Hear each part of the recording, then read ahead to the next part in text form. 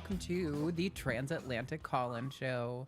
This is the show where you get to call in and ask all of your questions about anything and everything trans-related to two trans people. So if you are an ally who maybe has like an uncomfy question, or maybe you're like, I don't know about this thing, or if you are a gender critical, or if you're a trans person who needs a little bit of help, talk to us. We'd be happy to talk to you and do our best to give you some good information, point you in the right direction. I am your host today. My name is Arden Hart, and with me is Mama Mephi. Hey, Mama Mephi, how are you doing? Hello. I'm good. How are y'all?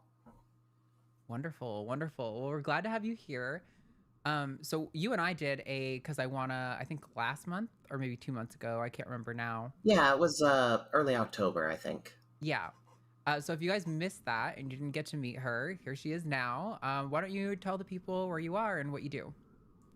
Hi. I am all over TikTok and Instagram at Mama Mephistopheles.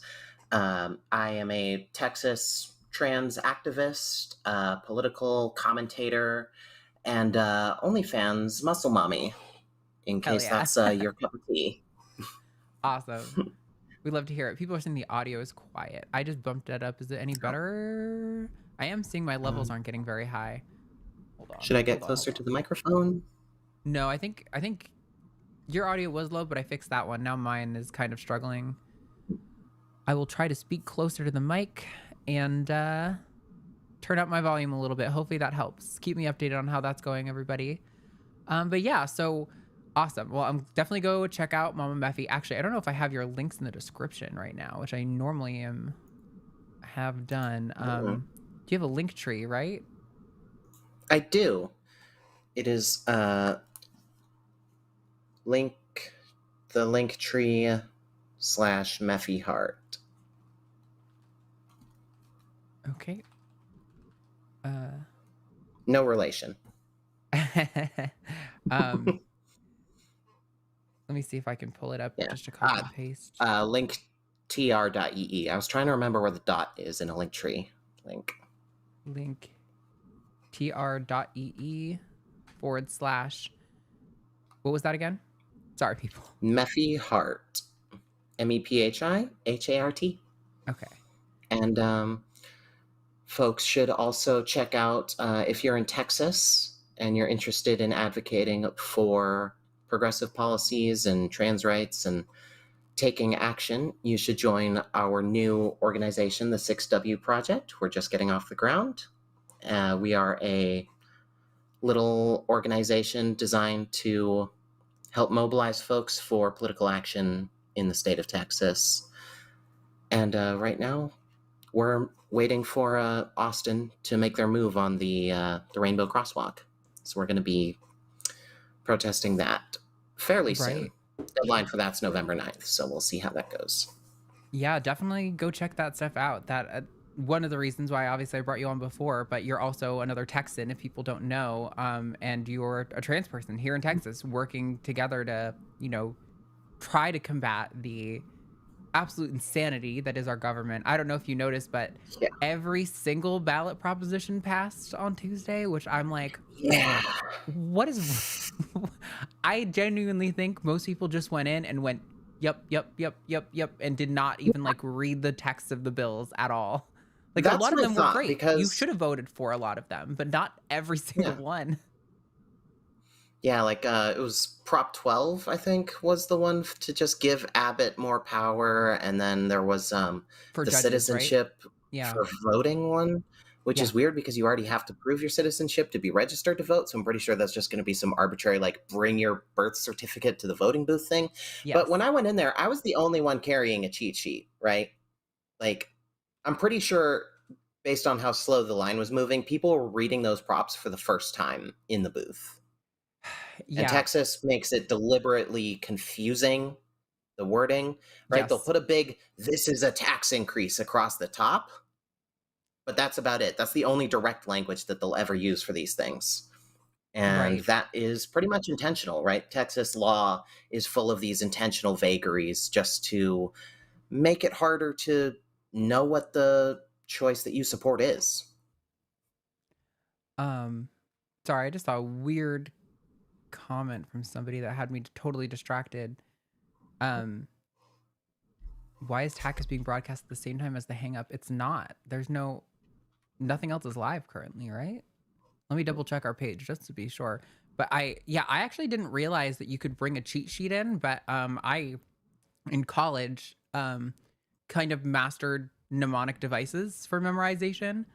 And so I just did that. I had a little thing that was like I had it for yes and no, not for and against, but it was like you nipple nabbing yellow-bellied yak.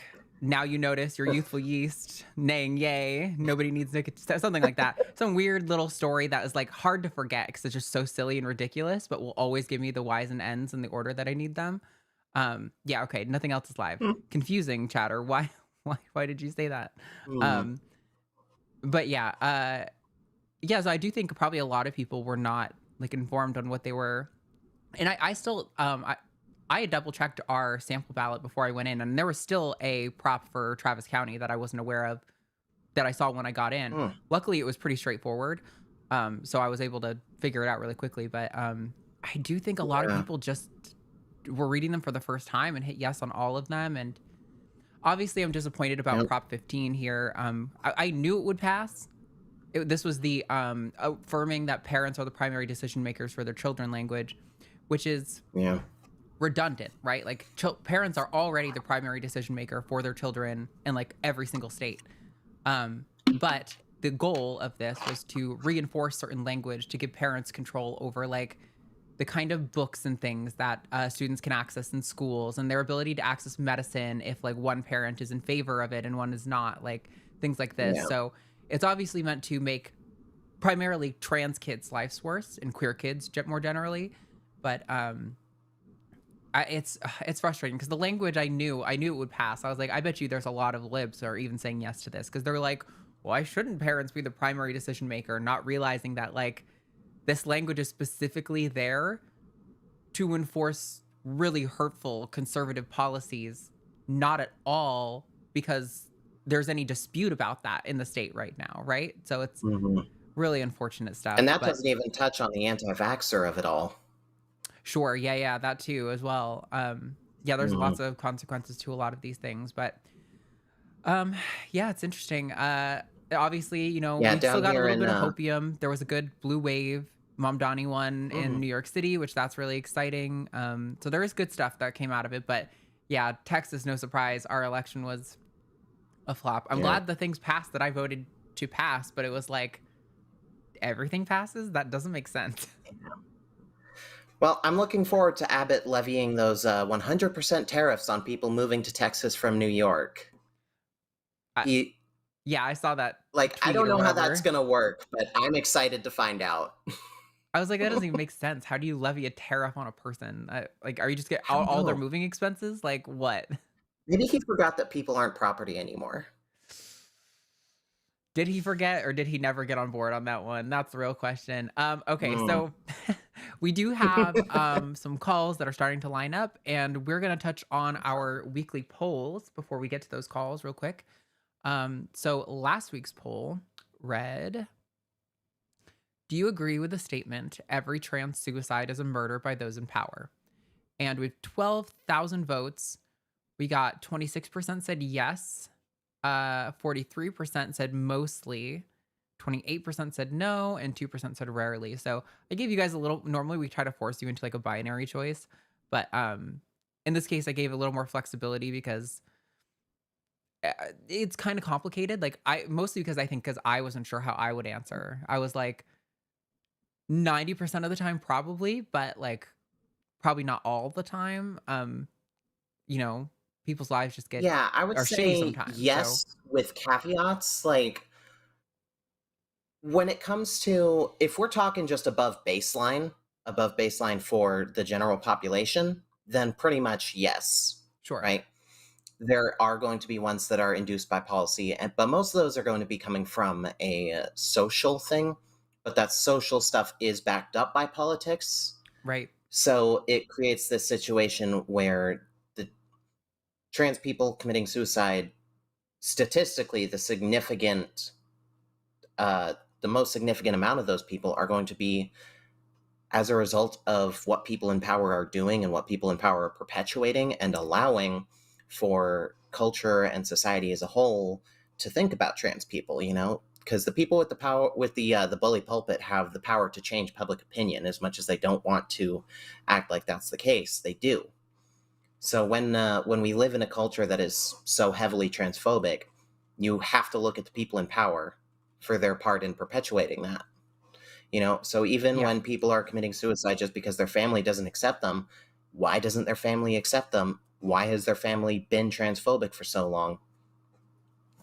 Yeah, no, for sure. Those things definitely intersect. And I think that's why I was kind of like, I think I would say mostly. But like if this was down to a binary choice, I would probably have put yes. But 28% said no, which is interesting.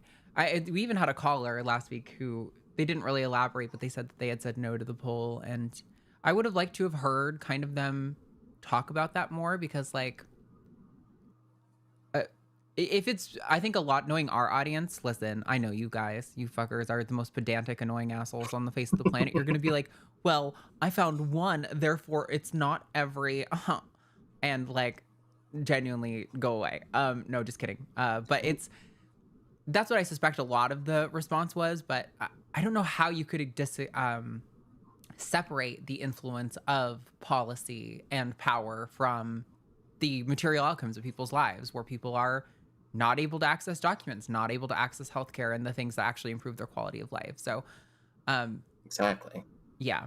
So we're going to look at this week's poll real quick. We're not going to elaborate too much on it. We're going to give you guys a chance to respond in the chat, and then we're going to take some calls and we'll come back to it. So this week's poll is, whose approach to trans rights do you prefer? And your options are the Democrats or the Republicans. Now, we'll see. We'll see what we get. It's going to be a real shocker on that one, I'm sure. But that poll is in the chat now, so go ahead and vote on that. If you want to participate in the community tab, you can go over to the poll, the post section on our channel here on the line. But until then, we've got some callers. You ready to talk to some people? I would love to talk to some people. Yeah. Let's see. No one's super spicy yet, so I think I'll probably take them in the order that they called in. Yeah, let's talk to Danielle. Oh, here, let's turn off the hold music so they can hear me when I announce them. Let's talk to Danielle, pronouns she, her, in Canada, wants to talk about how to reconcile her trans identity with her conservative upbringing. So, Danielle, you are live on the line with Arden and Mephi. What's going on? Hey, thank you for taking my call. I've never really called into a show like this before, so this is kind of interesting. But I'm a conservative. I grew up conservative, and I'm a trans woman, and I've been a hard time in the last couple of years, really since I came out and started transitioning, reconciling my conservative upbringing in the church and stuff like that with my trans identity, and it's hard trying to figure out a party that fits for me, because I don't align with the conservatives. I have problems with the liberals and the NDP, so it's really tough. Well, I grew up in a similar situation, so I know a little bit about this. Obviously, I would say American conservatism probably won't map specifically onto your experience with Canadian conservatism, but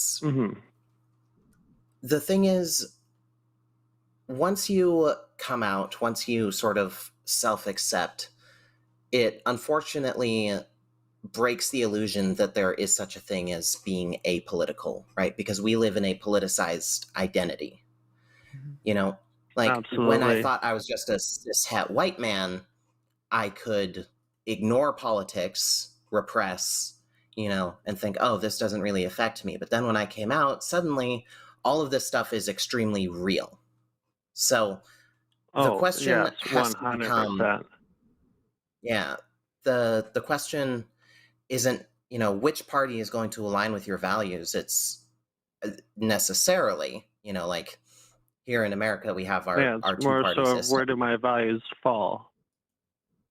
Yeah, it's, well, really, I would say that where you put your political efforts is a strategic move to get you the closest to the outcomes that you actually want, right? Like, I don't like the Democrats. I don't like them at all. But if we were living under a Democratic administration right now, we'd be a lot closer to the outcomes that I want, you know? So the Okay, question that is, makes sense. which party Yeah. is going to... Oh, go ahead. Oh, sorry. No, that actually makes a lot of sense looking at it like that. Yeah. Because for me, like I had a hard time with the Liberals in this last election because of the Trudeau administration and government and how far they went. One of the issues I have is I believe in responsible resource development, and a lot of the parties on the left don't believe in that. And especially coming from Western Canada, that's a huge part of my upbringing. You believe in a what? Can you say it again? Responsible resource development. Responsible. Have you ever... sorry, like I just want natural to resource ask... development. Yeah, it's one of the issues that I used to vote on heavily was natural resource development and being good stewards of the land, because there's a lot of countries that don't do that. But then the issue is I couldn't vote for the parties that supported that because they supported a lot of anti-trans rhetoric and anti-trans laws.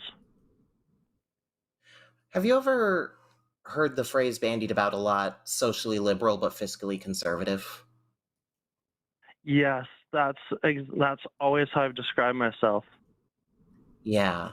I don't want to come off as mean, but that's going to have to be a perspective that you probably can't deal with as a trans person, as any marginalized person. Because when we say social policy, usually what we're actually talking about are people's human rights, right? Like, I would like a government that runs efficiently and is able to, not make boneheaded mistakes with the economy and stuff like that. But if my only options were going to be a party that wants me dead, but has boneheaded economic policies versus but has good economic policies versus a party that, thinks I deserve to live versus a part that,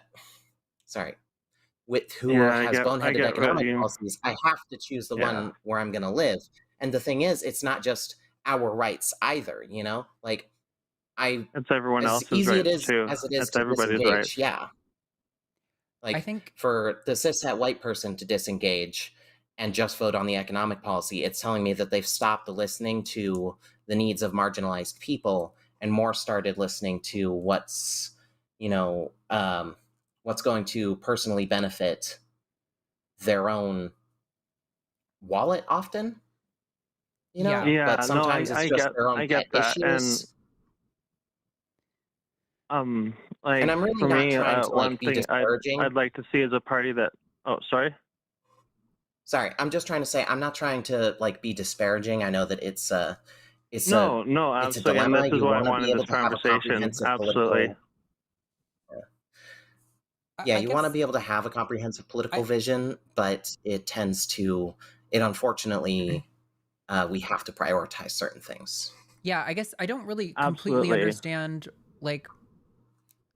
what your issues are with it. Because my understanding, obviously very limited understanding of Canadian politics, but that the Liberal Party is essentially the Democrat Party. The NDP is sort of the burgeoning leftist party in Canada that doesn't really have a whole lot of influence now, but definitely a lot more than we do in the US. And then you have your sort of conservative party. What exactly are because here's the thing, I don't think there's any party that I could say I agree with completely, right? Like Mephi was saying earlier, voting is very much a game of chess. Like, to obtain certain outcomes, I'm going to vote a certain way to get certain things that I want or that I think would benefit me or issues I care about. Like, I am a secular humanist, so I care a lot about human rights more broadly, and disparities in income and things like that. Those are issues that matter a lot to me, and I want to vote towards those ends. But there's no party who I identify completely with. But I can say for sure, I don't agree with a goddamn thing the Republican Party stands for in the United States. So Republican Party is trash. It sounds like there's something you hold on to in the Conservative Party in Canada, and I'm kind of curious what that is. Because it sounds like to me, to get more down to the root of it, Like what you need to do to help yourself sort this out is really have a lot of long, in-depth thoughts about what your values are, right? When you're a Christian, when you grow up that way, you don't really have to think about your values. Your values get handed to you. You get told what your values are as a Christian. But when you stop believing in Christianity, and I don't know where you stand on your religion, that's not super important to this point. When you deconstruct from religion, you actually have to do a lot of work to think about what your values are. What do I stand for? What are my positions on these issues? And answering those kinds of questions, I think, is going to resolve a lot of the conflict for you in deciding who best represents your values and who is going to best attain the things that you care about. Because, and I hope that makes you lean more left, because I think leftist policies generally aim to help the broadest group of people possible, whereas conservative and liberal policies tend to protect power and wealth, which, like, fuck that. I actually absolutely agree. Yeah. And so, I don't want to protect power and wealth. For me, I want there to be equal rights for everyone. Absolutely. Equal protections. I want there to be a lot of social safety nets for people who really need it, whether they're queer, impoverished, people of color, whoever. Have those social safety nets. And the fiscally conservative part comes from wanting proper management and not having top heavy administrative overhead costs, so that more of the money can go directly towards the people who need that assistance. This is really hard because I don't know enough about Canadian politics or Canadian conservatism to really talk on that. But like, the way that Republicans attempt to frame what they're doing as helping the working class is often things like, increasing taxes on the poorest people, but giving the people in like the middle class like a tiny little baby tax break, and then a huge one for the uber wealthy. Basically setting up a scenario where I disagree with when they do that. Aren't paying as much into their taxes, so they think they're keeping something, but they're paying way more in health insurance costs. Usually we're seeing like things like inflation under conservative and Republican sort of presidencies. So you're paying more for your general goods. You actually end up having less money. Whereas if you are paying more of those administrative costs, you're paying more upfront to those sort of parties. That's what kind of helps you save money in the long run. So I guess, I don't know. It sounds like you're maybe also deconstructing some things you were taught politically when you were growing up, which is totally normal. And I think everyone has to go through that. But I would definitely spend a lot of time questioning what I don't know if I have any good recommendations for exactly like things to read or channels to watch or anything, but especially because I don't know Canadian politics. But I'm sure there are some resources on that could help you kind of start to deconstruct that. Thank you so much. Yeah, and if I could just jump in, that actually really helped out a lot. Thank you. You guys are wonderful. Cool. Me too. Did you want to add that last note on Mephi before Danielle goes? I do have to go. Yeah, just one quick thing. I don't have anything specific I want to point you to, but I do want to say something that you should look into is whatever economics class you were taught in high school, you should understand that those are not set laws in stone. These are more hypothetical, right? The Nobel category of economics is largely disliked by a lot of Nobel laureates and people within the Nobel organization because economics is very wishy-washy and a lot of it is ideologically based. So I won't point you at anything in particular, but just understand that you were most likely only taught one, maybe two sorts of ideas about how economics work, and there's a lot more out there to explore. Oh, absolutely. And I look forward to learning so much more in the future. Like, that's one thing I've always loved, is learning and changing perspective. Cool. Well, best of luck with that, Thank Danielle. you for the chat today. It was very good. Good rest of your day. Yeah. Take care. Bye. Okay, bye. Alrighty. Awesome.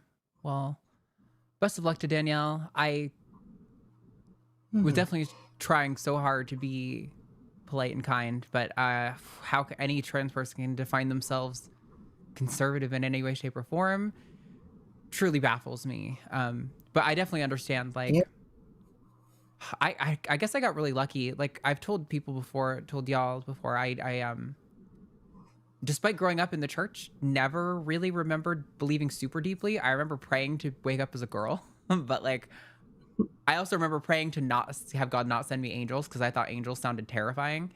But I don't really remember a lot of really sincere believing. I stopped pretty young, and likewise, despite growing up in a really conservative town with conservative parents, my mom has come around, thankfully. But my dad's still the same way.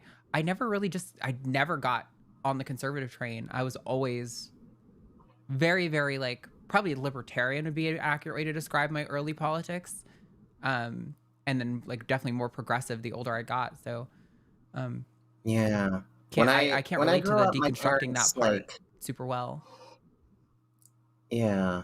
Like my dad was somebody who he didn't put in enough effort for us to be like devoutly Christian. I gave it the college try when I was in Sure. my teen years, you know? Like I went to church and was like, let me see what all this is about, you know, never really clicked in particular, you know. Really I would say the religion of the household was whatever Bill O'Reilly or Rush Limbaugh was talking about. Sure. I think a lot of people shared that experience. And I definitely, that's why I have like a lot of empathy for it. Like I do the deconstructing people, but I just definitely can't. Mm-hmm. It's harder for me to relate. I remember more of my feelings about religion than I do my feelings about breaking down the politics. I remember mostly the politics thing was like we would drive by this guy who was on a wheelchair user in our town. And at one point he like got up and walked a short distance. And my dad went on this extremely, offensive tirade. And I was like, who cares? Like, if he can walk 3 feet but needs a wheelchair, I don't understand why you're so mad about it. And like, it was from like that happened when I was maybe like 11 years old, and from that point on, I was like, okay, this guy's like fucking stupid. He doesn't understand politics at all. Yeah. Okay, we do have some more callers to get before we hit the poll results. Okay. Yeah. Okay. Let's talk to. Yeah. What's up? Oh no, I just saw in chat. So this is a total tangent. Apparently, a couple days ago, Forrest was on the line looking for someone named the Angry Atheist and looked on TikTok and mentioned someone who I follow who's also goes by the Angry Atheist because he was like, here's this short-haired woman.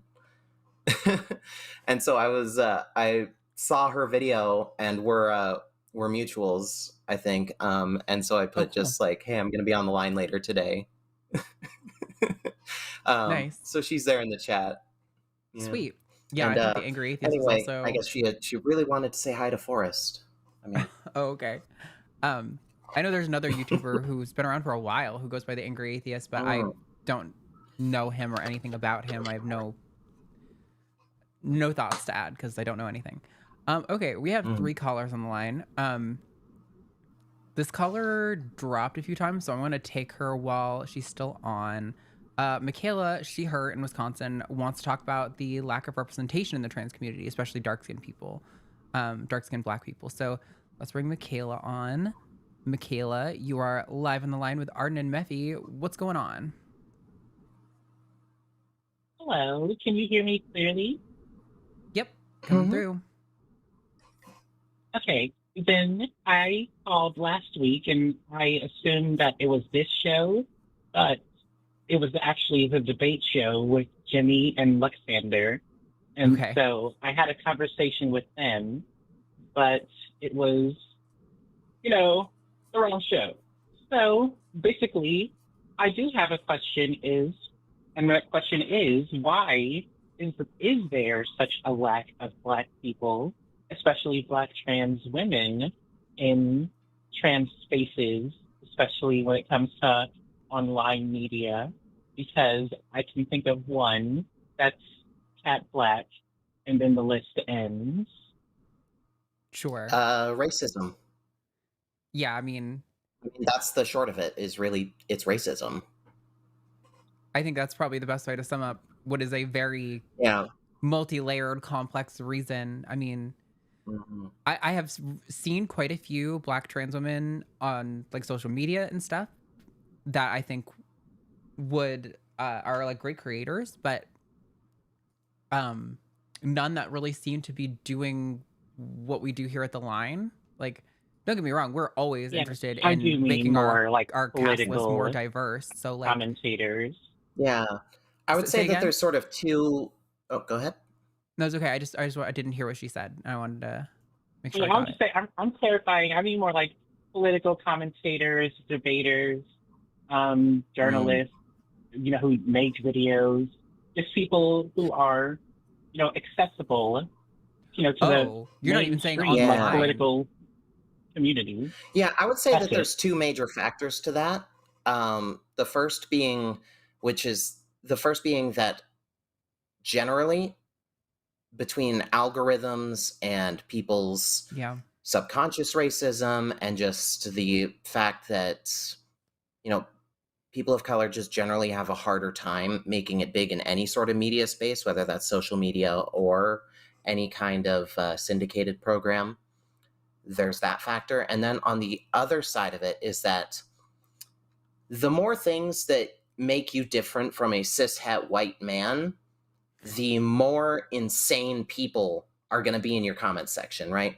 So I have woman and trans going for me already, right? So I get misogynists and I get transphobes in my comment section when I talk about politics, Oh, when you talk about politics, it always brings in like the worst people. But if you were a Black trans woman, you're going to have just the most insane kinds of people, because that's all the things that the trolls really hate, like that they're irrationally rabid about, These are folks who, when they put themselves out there, especially into the realm of politics and policy, face a lot more backlash just for existing within the public eye. Yeah. I mean, I don't know. This is such a complex topic, but definitely I think it's pretty well established fact that algorithms are pretty discriminatory, especially on like TikTok and short form. They definitely favor certain, lighter skinned people. And I noticed even here on the line. You gotta say it. They favor white people. Sure, they favor white people. But I mean, it's not even necessarily just white people. Like also, I think like lighter skinned Black people tend to get favored in a lot of these cases, which is part of what I meant with that. But I even noticed here on the line, like not specifically with Black people, although that is also something we've noticed. But even when we just are like focusing on featuring women, right? Like people ask us a lot about, trying to increase diversity here, and like it doesn't deter us from wanting to do it. But for sure, I notice the clips where it is the known white man, the Matts and the Seths and the R and Raws, compared to the women in the community, the content just doesn't perform as well. And so it's definitely like, yeah, there are in viewers, even if I think they aren't consciously thinking of it, there are those biases. So that is also a significant problem. Yes, and I think that's why I wanted to finally discuss, because this bothers me personally, because I even ask people, in their personal lives, because this is not solely about the online community, but this is about in real life. And because I am a Black trans woman, as one, I have been excluded from queer spaces, not actively, but very effectively, as in shut out and shut down. And so I saying all this to say, I asked, I don't know what, a Vietnamese person on Twitter, like, do they ever notice, like, how none of their friends are dark skinned or Black?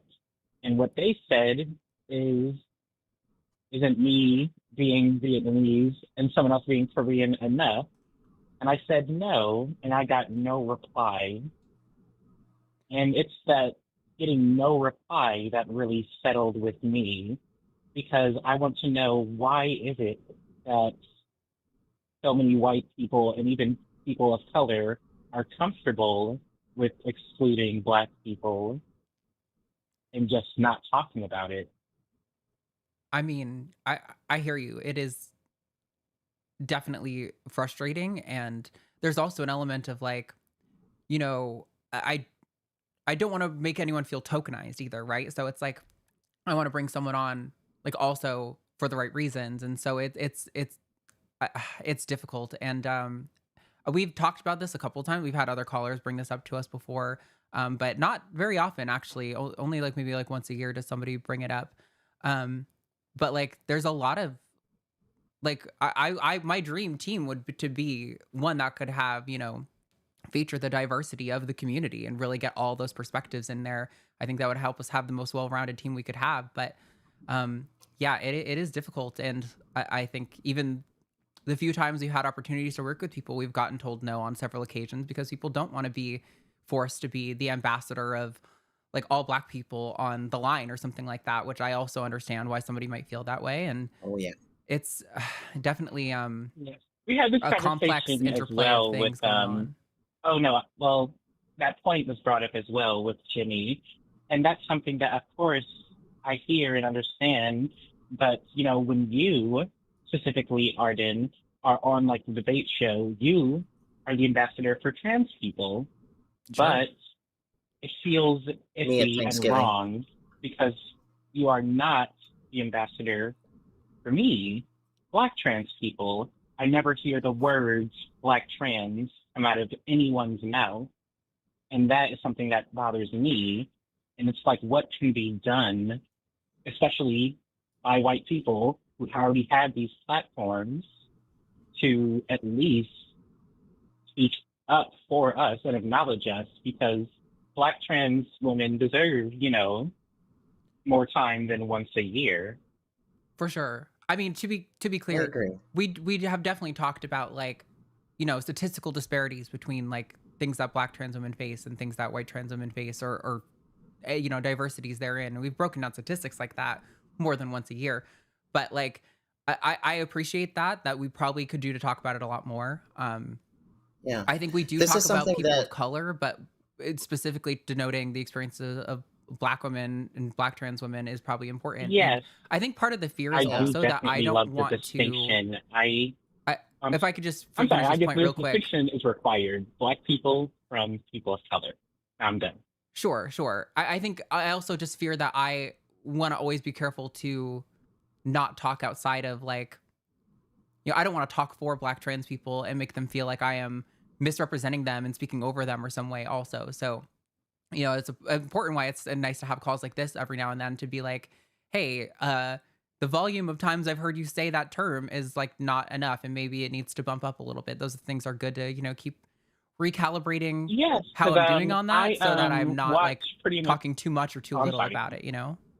So yes, because there is no like talking too. Well, I guess there is talking too little because I do feel subtly ignored, but I don't need, you know, anyone to say, "Hey, Michaela is having this specific issue. We need to figure out how this specific trans woman."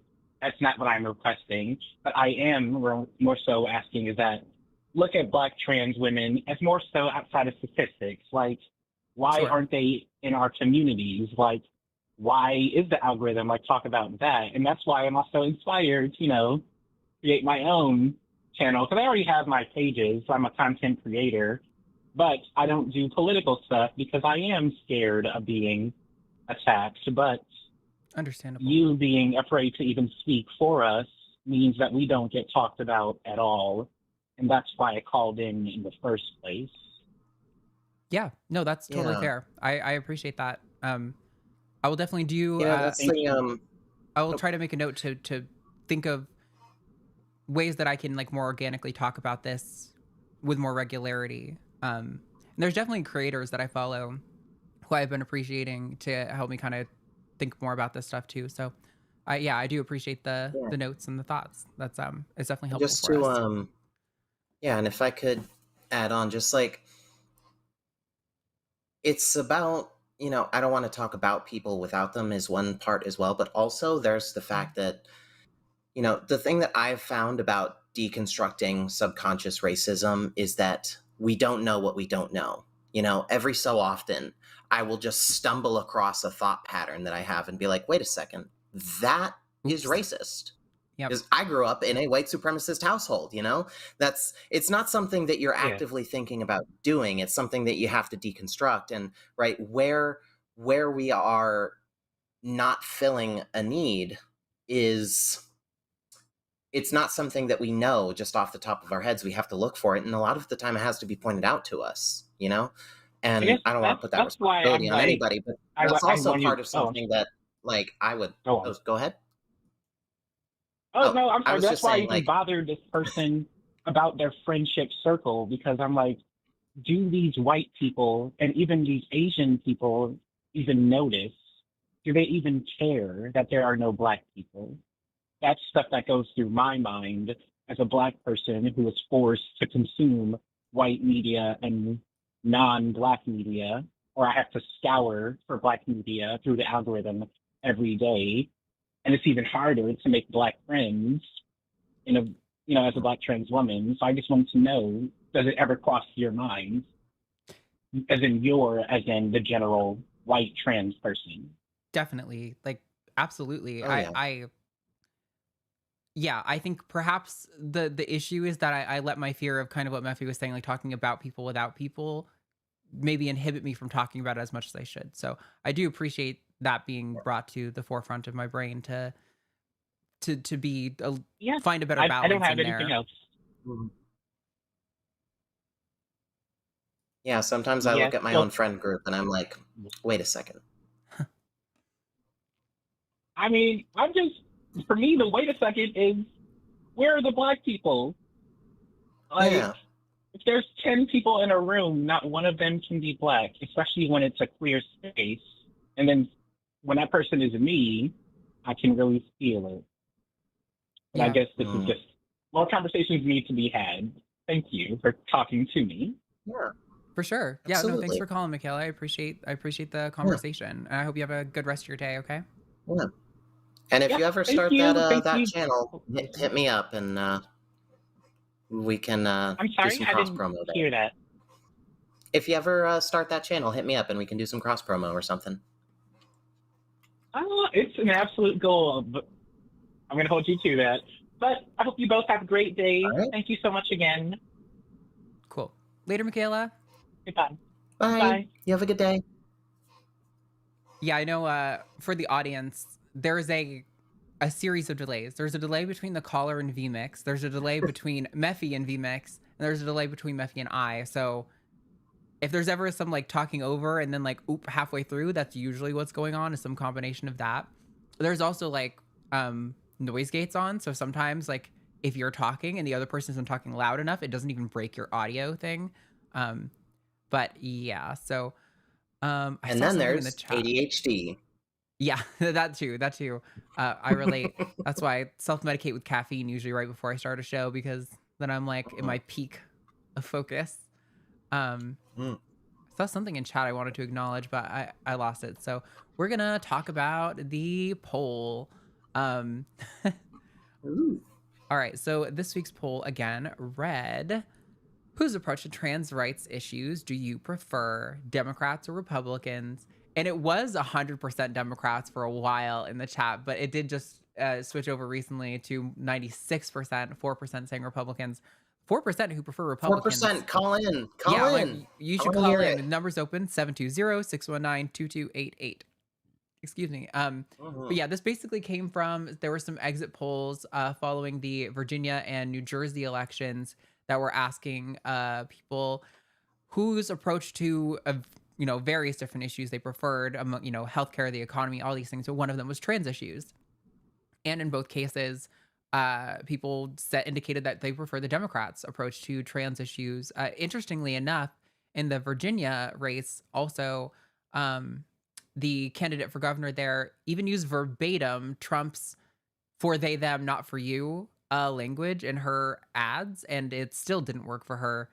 Now, I do think, my understanding is that Democrats overrepresent in off-year elections, and that, these kinds of polls are often not always the most reliable for, like, you can't take a lot away from them. What I do think it indicates is that before the last presidential election, the midterms also tried to run on trans rights issues in a lot of cases and like had sweeping losses in all those locations. They only really seem to work when it is Trump focusing on the anti-transness, which is an interesting, weird cult thing. But like, I think We another want element of that is that, transgender for everybody. yeah, Wow. yes, transgender for everybody. I think another element of that is that, that you can't hide what, they, Trump ran on the for they, them, not for you thing, right? But Yeah. we're feeling the effects of the economy. The economy is crashing out. Jobs are going down. We're seeing, our neighbors get pulled off the street in brutal fashion on, live streamed everywhere. The genocide is continuing. We're sending 40 or however many billions of dollars to Venezuela, or not to Venezuela, Argentina. Like we're not taking care of our own. And I think there's a chance that if Trump had delivered on any of his promises and actually made the American people's lives better, that would have been another winning strategy. They're like, oh, the people who say that they're focusing, but it's been proved that they're not. And so I do Yeah. think There's it is an interesting thing. But yeah, I'd love to hear your thoughts on all that, Mephi. Yeah, there's this dynamic that a lot of conservatives like to bring up, right? They treat basically human rights, queer rights especially, as some kind of bougie thing, right? You look at the hierarchy of needs, it's survival needs first, and then you can start worrying about that stuff. And that is typically sort of how we see that play out in society, is that once a society becomes stable, they're less worried about repressing queer folks. But the thing is, having an anti-trans stance is also something that you're not going to worry about if you're worried about your own survival at the moment, if your material needs are not being met. It is just as bougie to go after people, right? That is something that you can only really do if you're also helping meet people's needs, For sure. So the fact that the Republicans aren't doing that is showing that, like, this it's just creating this demonstration that they're not thinking about the people, they're just thinking about attacking the people that they hate, and that's the thing overall about trans issues in electoral politics, is that I think people vastly overestimate how much people care about us, which is a double-edged sword. Like, I wish that people cared about us more, but they also don't care about attacking us nearly as much as Republicans seem to think that they do. Sure. So when they ran that Kamala's for they them ad, I was saying this before we started the show today, is I don't think that people who responded positively to that ad were necessarily worried about trans people as much as they were thinking, oh, Kamala's completely disconnected from our needs, and now that Trump is demonstrating that he's disconnected from people's needs, they're not, it never had anything to do with the they thems in the ad. It was always just a stand-in for this disconnected coastal elite sort of thing. Yeah, 100%. So I don't know. I hope that carries through to the midterms and the next general election. I do think it's going to continue to have some salience in like local red states, probably to a certain extent. But I do think you're right that like caring about trans issues in an I hate them way is as much a luxury as they think it is to just care about trans people in general. So I don't know, that's also part of why I think Zoran so kicked ass, because he wasn't even, he came out unashamedly like pro-trans, right? He had his Silvio Rivera ad that he did that was talking about sort of like the history of, Stonewall and all this stuff. It was great. But he didn't really talk about trans issues much. Like, he made his position clear, but then he stayed focused on the issues that matter, which, by the way, are again the issues that also help trans people. Trans people are disproportionately poor and like without struggling with housing, insecure housing situations. When you advocate for good healthcare policies and good housing policies and making that life more economically affordable, that's going to get trans people interested anyway. So, yeah. Yeah. Zoran is an excellent communicator, and I think that he would have succeeded to this level at some point in his career, no matter what time that he was in. But the fact that right now he was out there, every single question he was asked, within one sentence, he had it back on affordability and his specific policies that he wanted for New York. And that's just a really valuable way to campaign that I think is undervalued right now, because so many, the Republicans and the Democrats, they don't want to commit to too much. They don't want to lay out specific policies. Yeah, I mean, it is a chronic problem. I mean, even if you watched, Hakeem Jeffries was on, I think it was maybe CNN or MSNBC, I don't remember which, following the election. They were like, oh, what do you think? What do you think about this election? And he was like, I'm very impressed. He went through Georgia and New Jersey and Virginia and everywhere. He did not mention Zoran until finally, after he finished, the host had to be like, but what about Zoran though? And he was like, well, of course, congrats to Zoran too. I mean, contemptible Zoran, people, like who truly won Hakeem Jeffries' district, by the way, Right. I'm hoping somebody primaries Jeffries next year. Same. I would love it if AOC challenged Schumer too. I think that would be so good for the party. Yes. All right. So lines are open, although they're nearly full right now. So if you want to get your call in, we're going to be going till probably taking calls till around like 4:15. So your best bet now with the lines being full is to wait until you hear a call wrapping up. And as you hear, it's on like a 15-second delay. As you hear the call starting to wrap up, that's your opportunity to try and get your call in. So keep that in mind. But until then, let's see what kind of calls we have. We have here, I'll kind of give you a rundown of what we got. We have a call about struggles with intimacy with us as partner. Tips on trans questions that could take up with the politician, broadly speaking. Okay, what changed in politics when it was okay when a neighbor was trans when he was younger in Arkansas? I would like to talk to that person. I'm not entirely sure what they mean. Yeah, I want to figure that out. Yeah, so let's talk to Ernest, he, him in Washington. You are live on the line with Arden and Mephi. Ernest, talk to us. What is your topic about today? Well, I wanted to talk about the way things have changed since I was young. Okay. Because when I was young, in our neighborhood, there was a trans man, and everybody in the neighborhood knew that he was trans. And nobody gave him any trouble at all. In fact, he was well liked and respected. And nowadays, it seems like they've made something terrible of that. And I'm curious as to what happened. Well, if you ask a Republican, it's because Obama invented trans people in 2015. But really, I would say the timing is right. Old. I'm 70. Yeah. This was 60 years ago. Exactly. As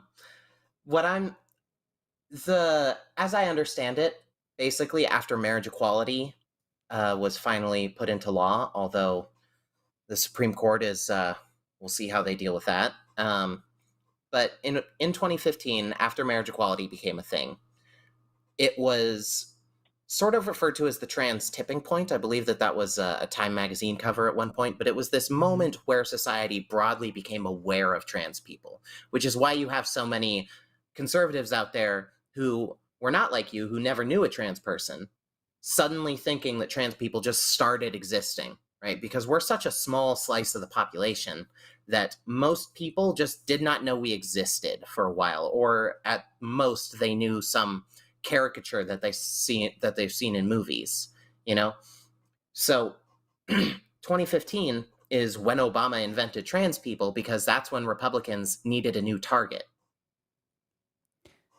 I think that's an element of it. Also, that explains some things to me, because I just didn't understand why, when I was young, it was acceptable, and now all of a sudden you're made out to be, monsters and stuff.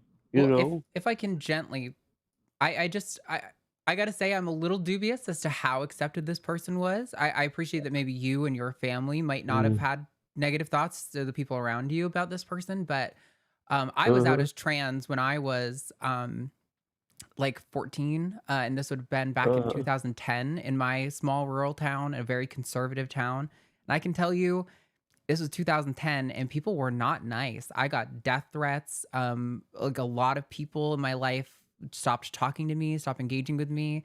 My dad and I used to be really, really close, and he basically stopped being involved in my life from the point that I came out. So like, with all due respect, I'm not totally convinced that this person's was as well respected or their life was as uncontroversial as you remember it being. For other people, I can't speak for the other people in the neighborhood. Sure. But I do know that me and the other kids that ran around together accepted it without any problem. No making fun of or nothing like that. I do think there was a time where, man. I do think there was a time where people's only thought about it was, wow, that boy kind of looks like a girl. And it wasn't any deeper than that. And they just kind of went on with their life and didn't really care because it was not their business and they had their own life and things to worry about. And I'll say also, there's maybe coming from a point of privilege, but my experience generally with people when I tell them that I'm trans is still that sentiment, is that most people don't really care that much. Like, they might have their beliefs about it. They might, not think you're a woman or whatever. But at the end of the day, they're really kind of like, listen, man, I got to get back home. I've got groceries in the car. My kids have practice. Like, congrats on having a life that I don't have or know about. Like, it's not that deep to a lot of people, I think. That dovetails into my other question. And my other question is, I might get emotional. Okay. Let me get a hold of myself. I have feelings about things that I know that is incorrect. So I make sure my behavior reflects what I really feel. But I still have these feelings. My father was a racist, terrible racist. I loved him, but he was a racist. And so I get these feelings that come up, and I know they're wrong. Yeah. Does that make me a bad person? No. What determines whether or not you are a good or bad person, Ernest, is what you do with those feelings. And the fact that you recognize they're wrong and that you work hard to make sure that your behavior reflects your values and not those initial gut reactions, that is what makes you a good or bad person. There's not a trans person I know who didn't grow up a little bit transphobic. We live in a world that is transphobic, that doesn't like trans people. And so even us trans folks grow up kind of being like, a lot of the time, like, oh, well, I have these feelings, but those people are gross and weird and I don't want to be like them. And it takes time for you to kind of recognize where that's coming from. And so you're not a bad person it's what you do with that stuff that I think makes you a good or bad person. Exactly. And I definitely, my heart goes out to you. It's so, like, honestly, I respect you you said you grew up in Arkansas, I think, right? And your father was a racist and you had every opportunity to be an awful person and you didn't turn out that way. So good for you. Well, thank you. Okay, that's all I wanted to know. Those two things.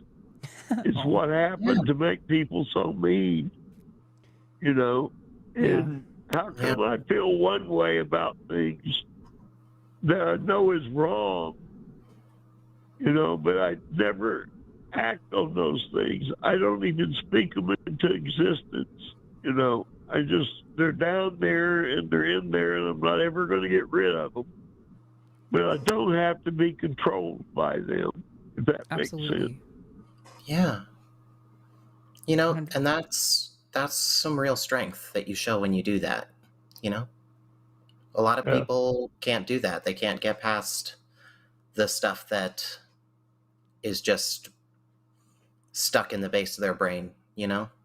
But when you're able to do what you're doing and break free of it and stick with what you really value, that is incredibly strong.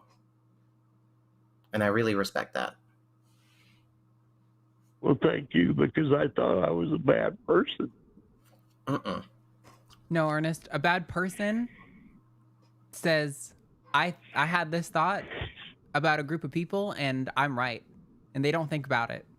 You think about it a lot, and you feel bad about it, and you try to think of a way to not let it affect how that other person lives their life. That is not the marking of a bad person. So I really appreciate you calling in. I hope somebody has told you before that you're not a bad person, and that you're not hearing it for the first time here from us. But if that is the case, I really got to tell you, man, you're not a bad person. Not at all. Thank you. Thank you very much. Yeah. Well, thanks Absolutely. for calling, Ernest. All right. I appreciate you reaching out to us. It means a lot. I hope Yes, you have a ma'am. good rest of your Yeah. day, okay? Yes, ma'am. Okay. Bye-bye. Later, You have a Ernest. great day. That was so sweet. That was sweet. I was Yeah. trying hard not to get him. I am a real big sympathetic crier, and so I was like suck Yeah. those tears back in. Don't you dare start working tear ducts. And I guess one quick thing I would add on to that is it's sort of like that saying like courage is being afraid and doing the thing anyway. You know, integrity is, you know, you might have a bad feeling, but you overcome it. You know, that's when integrity matters. That's when it counts. Yeah. Right. We've had callers I'm before just kind of oh talking about if the same thing from the perspective of trans rights, where they were like, oh, I was in a grocery store and I saw someone who I could tell was trans, or, you know, I assumed was trans based on some element of their appearance. And I know that trans people deserve respect and dignity and healthcare and all yeah, that, but I still had a feeling, a gross feeling about it, like a feeling that's probably not okay. And I've always said, like, I had those feelings growing up. Part of the reason it was so hard for me to accept myself, part of the reason I went through my detransition part of my life, was because I had all those same thoughts about trans people.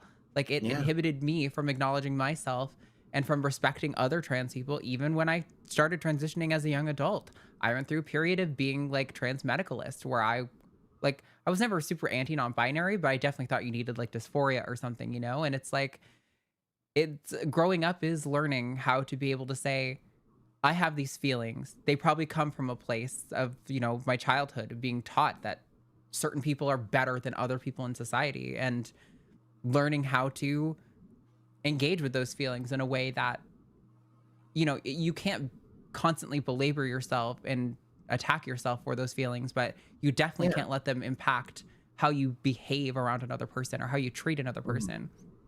And so, yeah, yeah. yeah. And I would say doing the right thing. It doesn't take integrity to do the right thing when doing the right thing is easy. It does take integrity to do the right thing when doing the right thing is hard. For sure.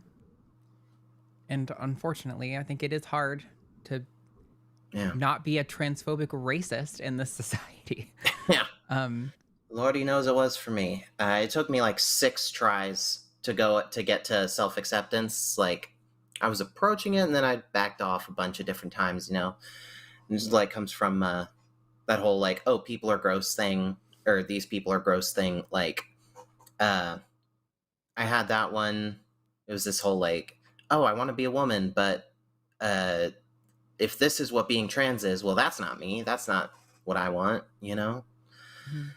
It was a whole big old ball of butter. But, you know, once everybody's different about it, but for me, it took just like the case being laid out all in one go. So shout out to the Gender Dysphoria Bible. I'm not Love even that website. aware of what that is. Genderdysphoria.fyi. Okay. Now I gotta check this shit out. Yeah. I read through that thing and I was like, it's going to be a whole thing, isn't it? Yeah. All right. Well, thank you to Ernest and to all the callers. We haven't gotten anything really spicy on the line. We got one caller who tried to be spicy, but they were using a web caller client from the US and they called themselves Heisenberg. So, most obvious troll from a million miles away. If you want to, you know, if you have some disagreeing positions, as long as you're here being respectful, I'm happy with you not sharing our position on these issues. That's what the show is for. If you're just Don't going to be disrespectful, just be honest, you know? Sure, that as well. Yeah, but anyway. All right, let's see what we got for callers. Let's just take them in order since there's nobody super spicy right now. We're going to talk to Ellie. Pronouns are she and they in Florida. Wants to talk about struggles with intimacy with a cis partner. So, Ellie, you are live on the line with Arden and Mephi. What's going on? Y'all, so, oh gosh, okay. I wasn't even prepared to talk now, but I'm ready. Like you said, I wanted to talk with y'all about navigating intimacy, and like a little backstory, right? As quickly as I can is, I've been in this relationship for 5 years. I came out, I think about 6 months into our relationship, and then, that did not go well, just putting it lightly. And so I went back in the closet really hard and like tried to disentangle all of that and like gaslight myself out of like authenticity, which is something I lean into habitually. But anyways, short story. Basically, at this point now, we're going through couples counseling. So like I'm fortunate in that. But as far as like intimacy, physically and just really like public displays of like us being in a relationship, like those things are still very taboo. Us even having conversations about intimacy seems very taboo still. So I'm just wondering, like, if y'all have any tips? I do have other questions, but that's where I'm going to leave it for now. Well, I don't want to give you necessarily relationship. I guess it is inherently part of the relationship, but when it comes to, I guess, your partner not wanting to be seen with you, I feel like that's something that you are definitely going to have to sit down and have a conversation with them about, because and that's at the very least, because this is something that people just do. They want to be with their partners. They want to be out in the world, and there is nothing about you that makes you less worthy of that. So your partner, I don't want to just say they need to suck it up. I mean, if they have whatever issues they have, they should work through, though, because like I get that it can be scary, to cis people who have never experienced transphobia, right? When a cis person is in a relationship with a trans person, they start to receive just some like splash of the transphobia, right? Like it's definitely not the whole thing, but when you're not used to it at all, it's definitely something scary for them to suddenly be in a queer relationship, even if they wouldn't call themselves queer, And that's something that every LGBT person inevitably navigates at some point, is, learning how to be out and proud. And society doesn't teach cis people how to do that. It teaches them how to be repressed and weird, Yeah. So I guess I would just, my advice would be, when y'all go into that couples counseling, ask your partner maybe what it is exactly that they're afraid of. Are they afraid of being seen by others as being queer in some form? Are they afraid of any specific members of their family seeing them? Are they just uncomfortable with the idea of queer people existing in public and being part of that? It would have to come down to what specifically they are scared of, I suppose. Yeah, I think my advice, I would say, first of all, consider calling Chewed Gum on Tuesday when Alyssa's on. She is a sex and relationship coach, so I think she will probably have some really good insight for you on that. But I definitely, I don't know, if I can be a little vulnerable, I have historically tolerated a lot of that kind of thing from my partners in my life. And yeah, a person who's not willing to like hold your hand or kiss you in public and be like, this is my person, I love them, is flat out like, there's probably some people for whom that is an acceptable arrangement. I think for most people, it's not. And it's okay that it might not be acceptable for you. And I think it's okay to be like, hey, we're in therapy. So like, you know, I want to give you a window of time to like figure this out with me and see where we can land. But like also acknowledging that it, like, I don't know, this is hard. And this advice may be awful. So like, please take this with a grain of salt. But I would honestly give them like a 6-month window or something. Be like, hey, I love you. And in honor of the fact that we've been trying at this for so long, I want to give you time to adjust. But like, I need you to be willing to acknowledge that you love me in public. I cannot be a shameful, dirty secret. And if you can't get there within like this time with us going to therapy together, then I think the fact is that you don't actually love me. You love what you want me to be. And our values are just different. And that's okay. But it means that we probably can't be in a relationship together. And you probably need to go find somebody who's going to fit your expectations. And I can find somebody who's going to not be ashamed of being in a relationship with me, because that is so, so toxic for, like, lack of a better word, the soul, to have a partner be like, I'm ashamed of who you are as a person. That is not what relationships are for. So that's kind of my thoughts on that. Ellie, I would say, you know, it's just important.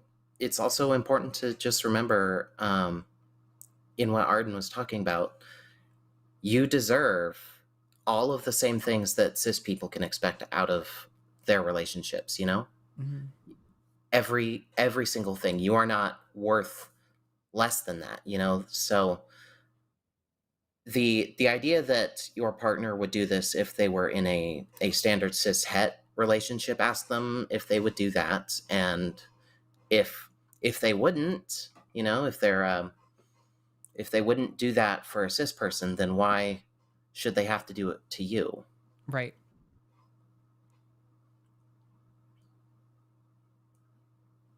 Yeah. Excuse me. Thank you. I've been wanting to call Alyssa for some time now. Specifically, it's just really hard with timing. With Tuesdays at that time. But anyways, that's for me to figure out.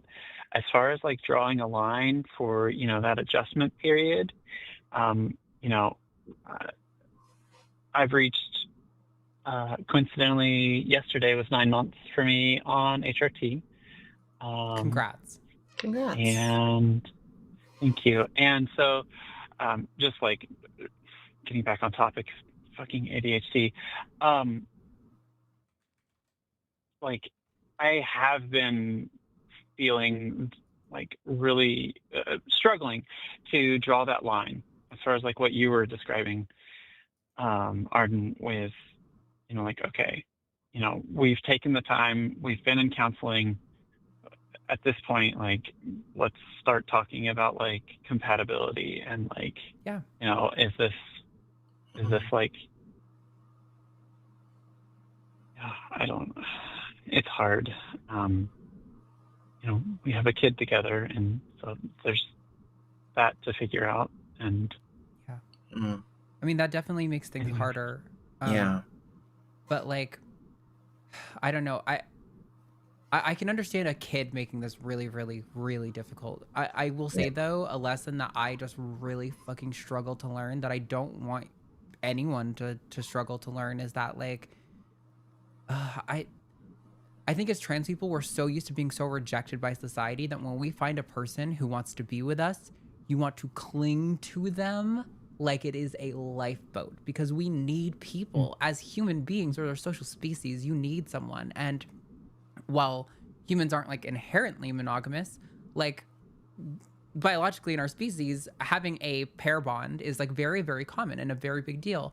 And so like when you find that person, it's really common, I think, for trans people to tolerate some really terrible situations because we're just so desperate to be like, oh, this, but there, I don't want to be alone. And without them, I'm going to be off, like, you know, by myself. And you deserve better than that. You really do. And I think you'll both probably be able to be better parents if you are feeling like a whole person and like you aren't, you know, resentful and full of animosity towards each other for your inability to be compatible. Like, there's a certain line where you have to recognize you can't force it, and you will both be able to be better parents, not in a relationship. And as a kid of divorce, while it was definitely hard, I turned out okay, right? I wasn't completely, you know, I don't have a good relationship with my dad, but that's just because he's a piece of shit. You know, I had nothing to do with the divorce. So I don't know. I just want to help you know that your worth is more than it sounds like you're giving yourself. And yeah. And if I could just add on, when it comes to your kid,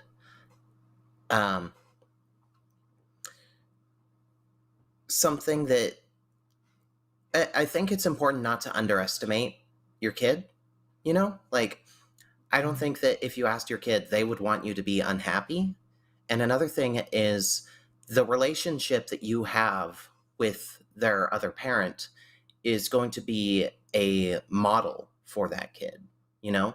So it comes to a point where you can possibly be showing your kid, hey, two people can just be incompatible and they can separate and they can be amicable and they can even co-parent and get along and show. And that's something that is a really beneficial thing for a kid to understand, that relationships can end in ways that don't have to be destructive and terrible for totally benign reasons. Or it could be possible that if you stay in a toxic situation, right, if nothing changes, then you might be modeling to your kids like, hey, if you find someone, you need to devalue yourself for them, you know? And, you know, I don't want to imply that there's necessarily a binary between those two things, but I think it's important to remember that your kid is, you know, they're a person. Kids are intelligent enough to observe their parents' relationships and take something from that, you know? So what do you want to be modeling for them is another question that I guess would be important to ask. And even if that leads to a 2 Christmases, 2 households kind of thing, I think it's ultimately better for the kid if they're not living in a house with 2 parents that are not in a good relationship. And I can speak from experience on that second part. So does that make any sense? Yeah. Yeah. I know it's hard. Yeah. Thank you. Of course. Yeah. I do go have ahead. a random question. Sure. Mm-hmm. If I could really quickly, is there a way to join? Do y'all have a Discord? So we do technically have a Discord, although it is like mostly run by the mods and fans. We are working on collaborating with Recovering from Religion to have a joint Discord that they manage, because they already do that and they're pretty good at it. And we wanted to kind of partner with them. I know that's in the works, but I don't have a timeline for when that's coming. I think if you're in chat, maybe one of the mods could give you a tip from where, I think it's even if you just do the free option on the Patreon, I think you can get access to it. Or it might just be like, or it's $3 a month. Okay, yeah, that is the tier that gets you access to the Discord. There's not a lot of none of the hosts or the team are super active in there, but I know some of the community is still active in there. So that is an option. Okay. Cool. Gotcha. Thank you. Yeah. I appreciate your time. And, also, I wanted to add one more thing. it- I'm so sorry. I just wanted to, because I know you said you struggle with the timing to reach Alyssa. I would send her a DM on Instagram. I don't think she watches super closely, but I know she's responded to DM requests from fans before, from this audience. And if you were like, hey, my schedule doesn't line up for Chewed Gum, but Arden said you would be the person to reach for a question there's a good chance she'll see that. So I would try that. Okay. Yeah. You said just DM her? Yeah, I think she has DMs open on Instagram. Okay. So I would give that a shot. Yeah. Thank you. Okay. Best of luck, Ellie. Good luck. Bye. You have a great day. Man, yeah, that's hard. We had some emotional calls today. For real. I don't know if my heart can take it. I definitely just relate super hard to that. I have tolerated so many toxic relationships. You guys don't even know. Because I think most of the people here on the line didn't know me before Matt and I were a thing, and so I've tolerated some very outwardly abusive behavior because I was like, oh, but they love me, even though they were telling me that I disgust them and that I make them hate queer people. An actual thing a partner of mine has said to me. Yeah, it's awful, and I get it. And having a partner, I can't even imagine if she and I had a kid together, what I would have done. That would have been the worst. This is why T for T is such a popular thing, because because I can't unpack and to be the gender 101 teacher for every cis person that I take. For sure. It's too much work. Yeah, no, I totally understand why T for T is so common in the community. I remember back when we first started the show, a common topic we got a number of times was people being like, well, why don't you guys just date each other if you're really men and women? And it was like, bro, we do literally all the time. More often than we date outside. But also, I'm sorry, just like there's not nearly as many friend groups of trans women as there are polycules. Like, I'm sorry. For sure. Also, I felt really bad. I was trying hard not to laugh in the middle of that conversation, but somebody said my relationship with my dad has never been better. He has been dead since 2014, but it is what it is. And I was high five to that person. My dad died in July, and what I got to say about that is Nazi down. Listen, I don't wish it on him, but I will say when it happens, I'll probably cry, but not because I'm like, oh, I miss him. It's going to be like, chapter of my life over. Yeah. When my dad died, I cried for like the person that he could have been and that he should have been. Yeah. But the person that he was not good for the world.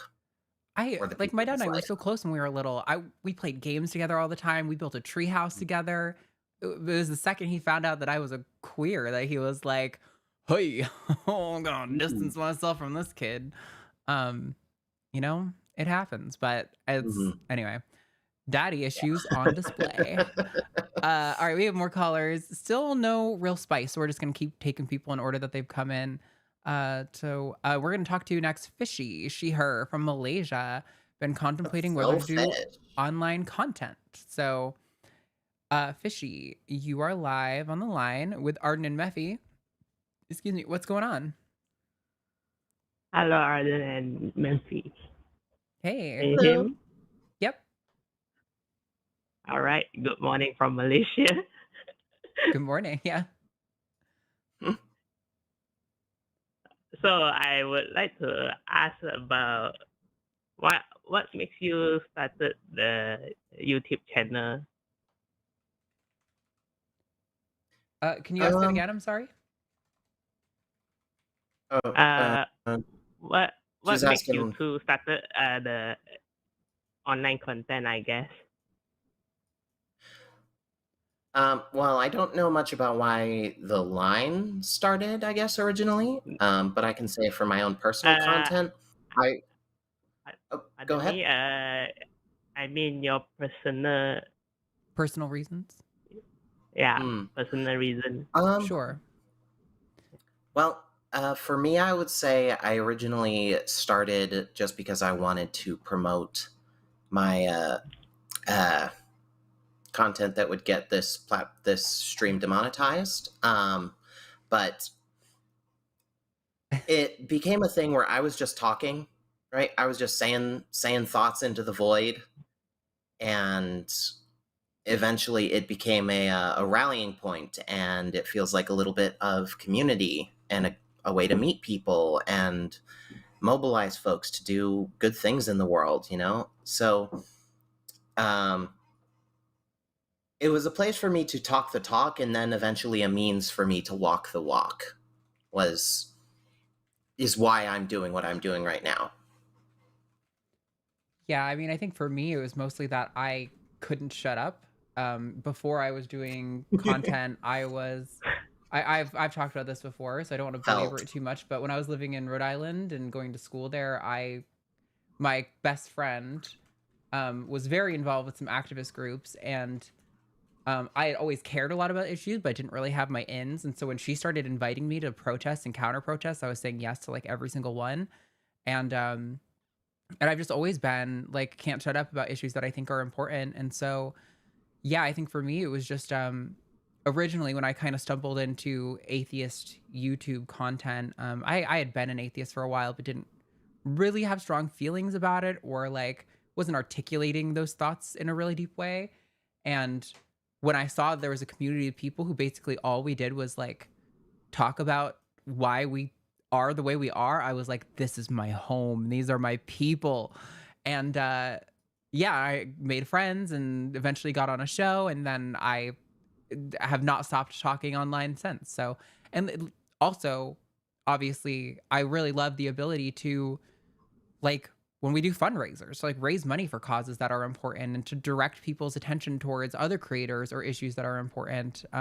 Those things are things that I really enjoy having the ability to like do in my activism. And but yeah, I mean, it's mostly because I'm not going to shut up anyway, so it's like I might as well make a career out of it, I guess. That's kind of where I'm coming from.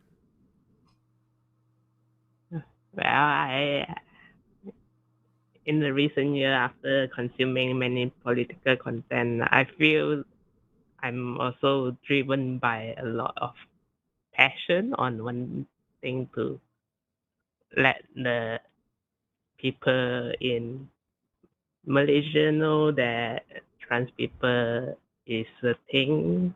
Also, in this kinda conservative country, but also I'm just scared of some people.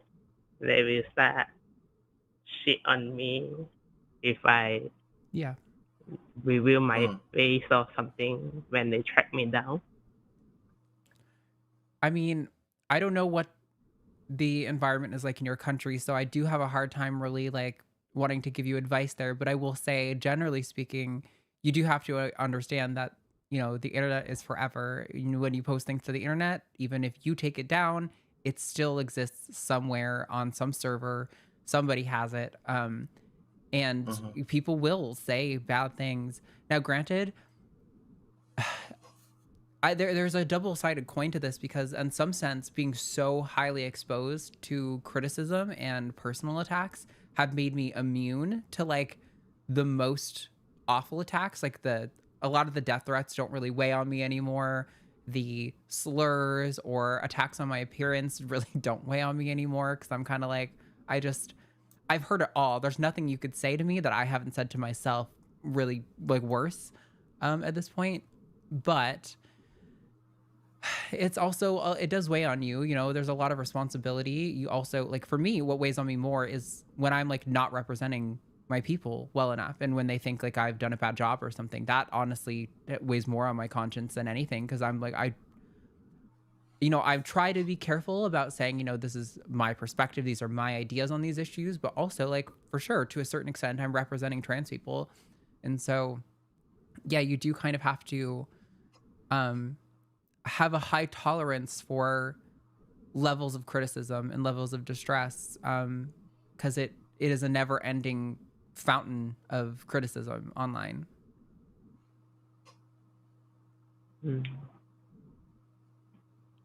I mean, in like 2 months, 1 month time, I will try to consult people that work for the charity on trans people in Malaysia about how to deal with the law. But in the meantime, I guess I learned more about how to, in a way, try to use the passion with some considering on the safety of me. Because also there's some people telling me that I need to be careful when talking about this issue here too. So thank you, I guess. I learned something today. Yeah, I wish I had good advice on the risk level of that in Malaysia. I would say OPSEC, is the word that we're throwing around these days. Make sure that you're maybe recording in a place that can't really be identified on camera. Remove metadata from photos that you upload. Just stuff like that to keep your, or use a burner email probably, and start new accounts and whatnot. Don't turn on location services for certain apps and whatnot, just to keep doxers and whatnot away, and just be careful with your personal info. All right. I guess that I have for now. Thank you. Yeah, best of luck, Fishy. I know you've told us before about stuff you've been doing out in Malaysia, so I appreciate that the trans people there have somebody who's trying to represent them, I appreciate it. So best of luck, Fishy, and we'll talk to you again soon, I'm sure, okay? All right. Okay. Bye-bye. Bye. I do have to call out a ingrown toenail in chat who said, how does the average Palestinian feel about trans people? I was hoping they would call in. It doesn't fucking matter how they feel about trans people. They still don't deserve to be genocided, you soulless fuck. Like, genuinely. Right? Nope. I'm gonna get in trouble with that one. Reel it back. Yeah. Reel it back. Like, the logic that these folks use, I'm sorry, but we could use that logic to do the exact same thing to, say, Texas or Tennessee or Florida. Like, just because people every single person in a place could be a homophobe, a transphobe, I still don't think that they should be killed. Call me a radical. Yeah.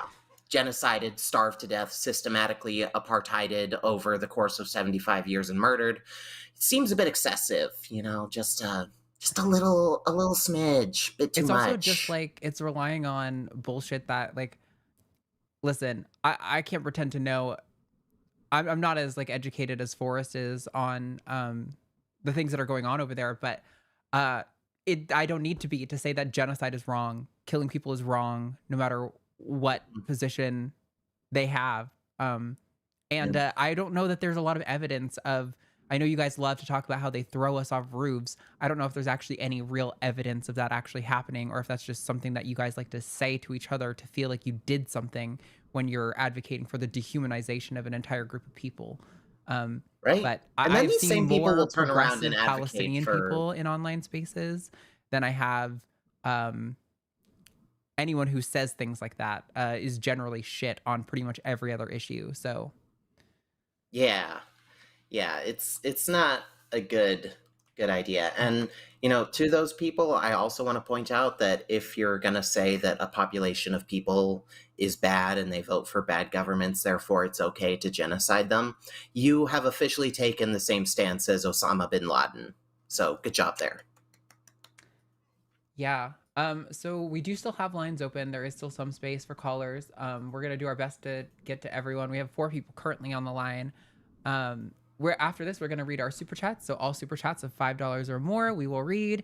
We will do our little competition. I don't know if Mephi, if you've seen our punishment competition that we've done. I don't know when you've stopped watching TACIS.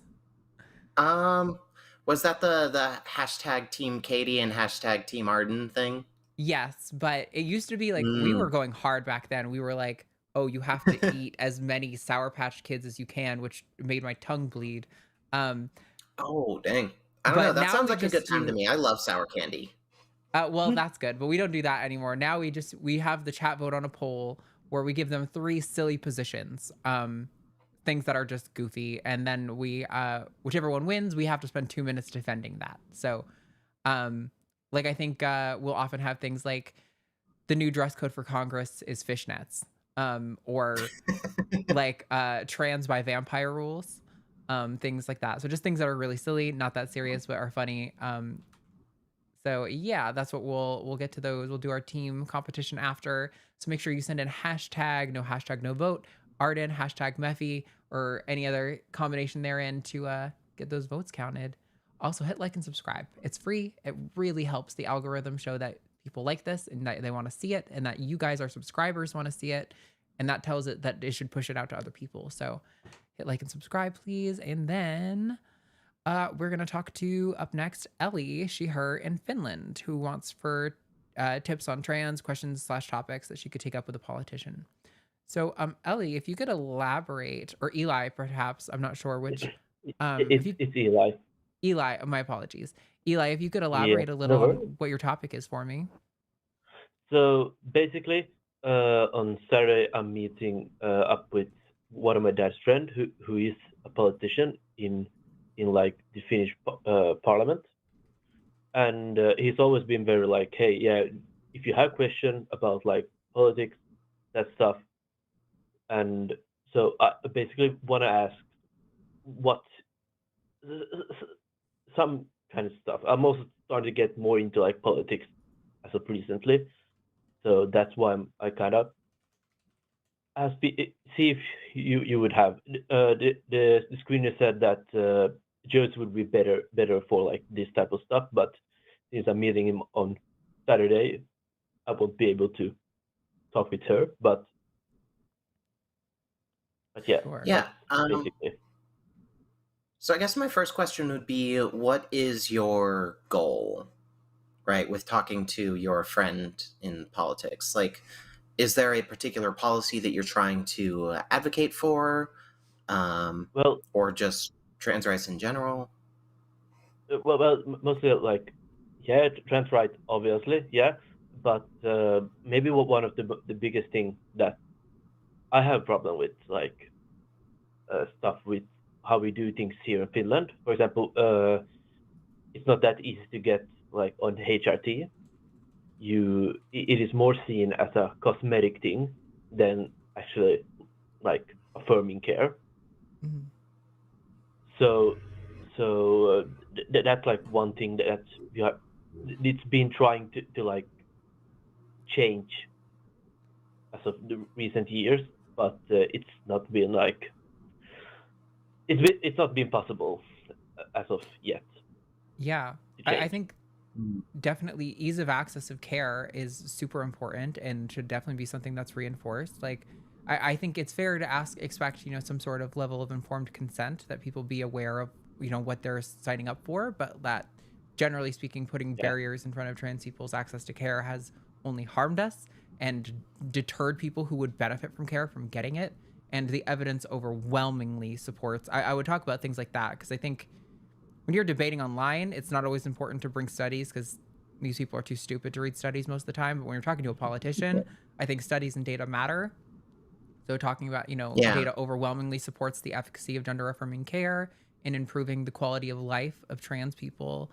I think, I was just doing a quick Google. It looks like Finland also like doesn't recognize non-binary people. So maybe some sort of effort to have them recognized in law. I think is it Finland that recently made it so that you can only as a minor access care through research? I think that might be England. They did it too, but the thing is, it's harder for me to get into like politics here because I'm Swedish Finnish, so I mainly speak Swedish. So I have harder time like actually understanding stuff that is in Finnish. Okay. Well, I would say so that's why if you're trying that's why I to. said that I recently started to get more into it because I'm actually learning more Finnish. Okay. Okay. Because I Well, grew I up would say if you're speaking trying only to, Swedish. I would say if you're trying to persuade this person that you know in politics to take different. I'm not trying to Oh, persuade. I know he's fine with it. I just wanted to like ask questions about stuff. okay. In that case, I would That's mostly definitely, it. I would say it's important to get a good grasp on the procedures in at least in that realm of politics. I don't know what position exactly your friend holds or how the Finnish government works, but he's a very socialist person. He is very much for like minority people and that stuff. Yeah. Well, sorry. When I say position, I mean like his actual job, right? Because unfortunately, advocacy does tend to require a lot of insight. He's a parliament. Yeah, he's in the parliament, right? Okay. All right. Yeah, that's definitely a good place to start then. Yeah. So learning, I would say, for one thing, helping your friend out with talking to their colleagues is important. For one thing, because that person they're already in the parliament. That already gives them, this base level of an in with the other members of parliament. But also, and what you can do is you can help arm them with the information that they need, with the studies, with the facts, with the specific asks, with the specific sorts of policies that folks need with access to documents and HRT. Another thing is to definitely learn the procedures and sort of the ins and outs within Parliament, because your one friend doesn't have to be the only person that you talk to there. You can go to, if it's like with the U.S., and you can go to their other Parliament members' offices. Build relationships with their staffers. It's knowing somebody, right? And even saying, "Hey, I'm a friend of Parliament member X," right? Can get you more of a foot in the door in other offices than you might necessarily have just on your own as a random citizen. A lot of it is a who you know, not what you know sort of game in politics. So when you can name drop people, use that. It's politics is sucky. It sucks that it works that way instead of just being straight up democratic. But every tool that's at your disposal, you should use when it comes to trying to get policy changed within a government. So if you have the time, if you're there, if you're hanging around the halls of Parliament, because that's where your friend's at, right? And people there get to know you, and they get to know what you're about, and they get to know the things that you're there advocating for, you're going to be able to wield a lot of influence, way more than you might think that you would be able to. At least assuming that the experience that I've had with politicians translates, but that's the best that I think we as individual citizens, or maybe not the best, but definitely one of the best levers of power that you have an opportunity to wield here. Okay. Yeah. Mm-hmm. Well, because if you're just in like Parliament member Y's office, hey, I know Parliament member X. I wanted to drop off this info about this flyer. You're around, you're hanging around with them, you're talking, maybe that staffer brings it to that person. They're like, hey, this person was bringing over this set of policy stuff, seems pretty cool, like if your Parliament members are anything like our representatives here, they tend to hide themselves from the general public, but which makes it very important to get to know their staffers for sure. I mean, I'm meeting this guy at like my brother's birthday party. So, but he's always been like, yeah, if you have questions, ask me. So yeah, I mean, I guess maybe it would be good to see if you can have like a more private discussion with him, because I don't know at a birthday party how many people are going to want to be like, grill me on my my policies or anything like that. But I do think. I mean, yeah. Yeah, I do think Grill him on how the open he is barriers. But I work in a grocery store, and when he comes here, he's still like, yeah, do you have questions? I'm like, I'm currently working. Sure. We don't have to take it now. Yeah. So yeah, but I definitely think then like pushing him on how the the system can be more accommodating to trans folks getting access to care sounds like probably the most pressing issue in general. Getting access to documents that reflect our identities is also a really pressing issue for our well-being. So anti-discrimination policies as well. And but I assume Finland is probably pretty good on at least anti-discrimination stuff. And we're talk to him about talk to him about the barriers between him and getting the agenda that he wants put into place. That helps him. It might also give you avenues to pursue. Like if you can help him break down certain barriers, if you can be, an on the ground activist for certain things, like they know where the pressure points are, so maybe they know what specific things you should be, advocating for and talking about, or who you should be calling, what petitions you should be signing, what cities or like town halls you should be attending. They ask him what the biggest barriers are between him and the things that he wants to accomplish. And if he wants to accomplish things that are good for you, then it's all gravy. Yeah, I mean, I know. I also know his daughter, and she's very, very like non-band. She's very gender fluid person too. So yeah, I think he is like. I mean, I know he's fine with all this stuff, but I still want to bring up it because he's been encouraging me to ask questions and that stuff. Mm-hmm.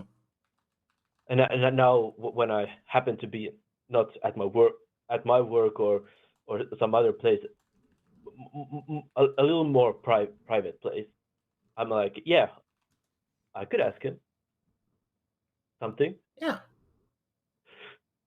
Definitely give that a shot. And if you find you have results, definitely call back and let us know. We are going to have to move on because we have 4 more callers we got to get to before we wrap up calls. Absolutely. But I do appreciate you calling, Eli. Yeah, absolutely. Absolutely. Cool. You have a wonderful rest of your day or later, night, later. I guess. It's probably pretty late there. It's soon midnight, so. Yeah. Okay. Oof. Yeah. All right. Night, Eli. Have a good tomorrow. Alrighty. Time zones are fun. Okay, here are our potential debate topics that I have. I have my list of ones. I've pulled some old ones out. Furries are cryptids is the first one. All dragons are straight. And then I feel like that's a debate for Luxander. That was a debate for Lux. I put that on shows Lux was on for like a month because I wanted it to defend that position so bad.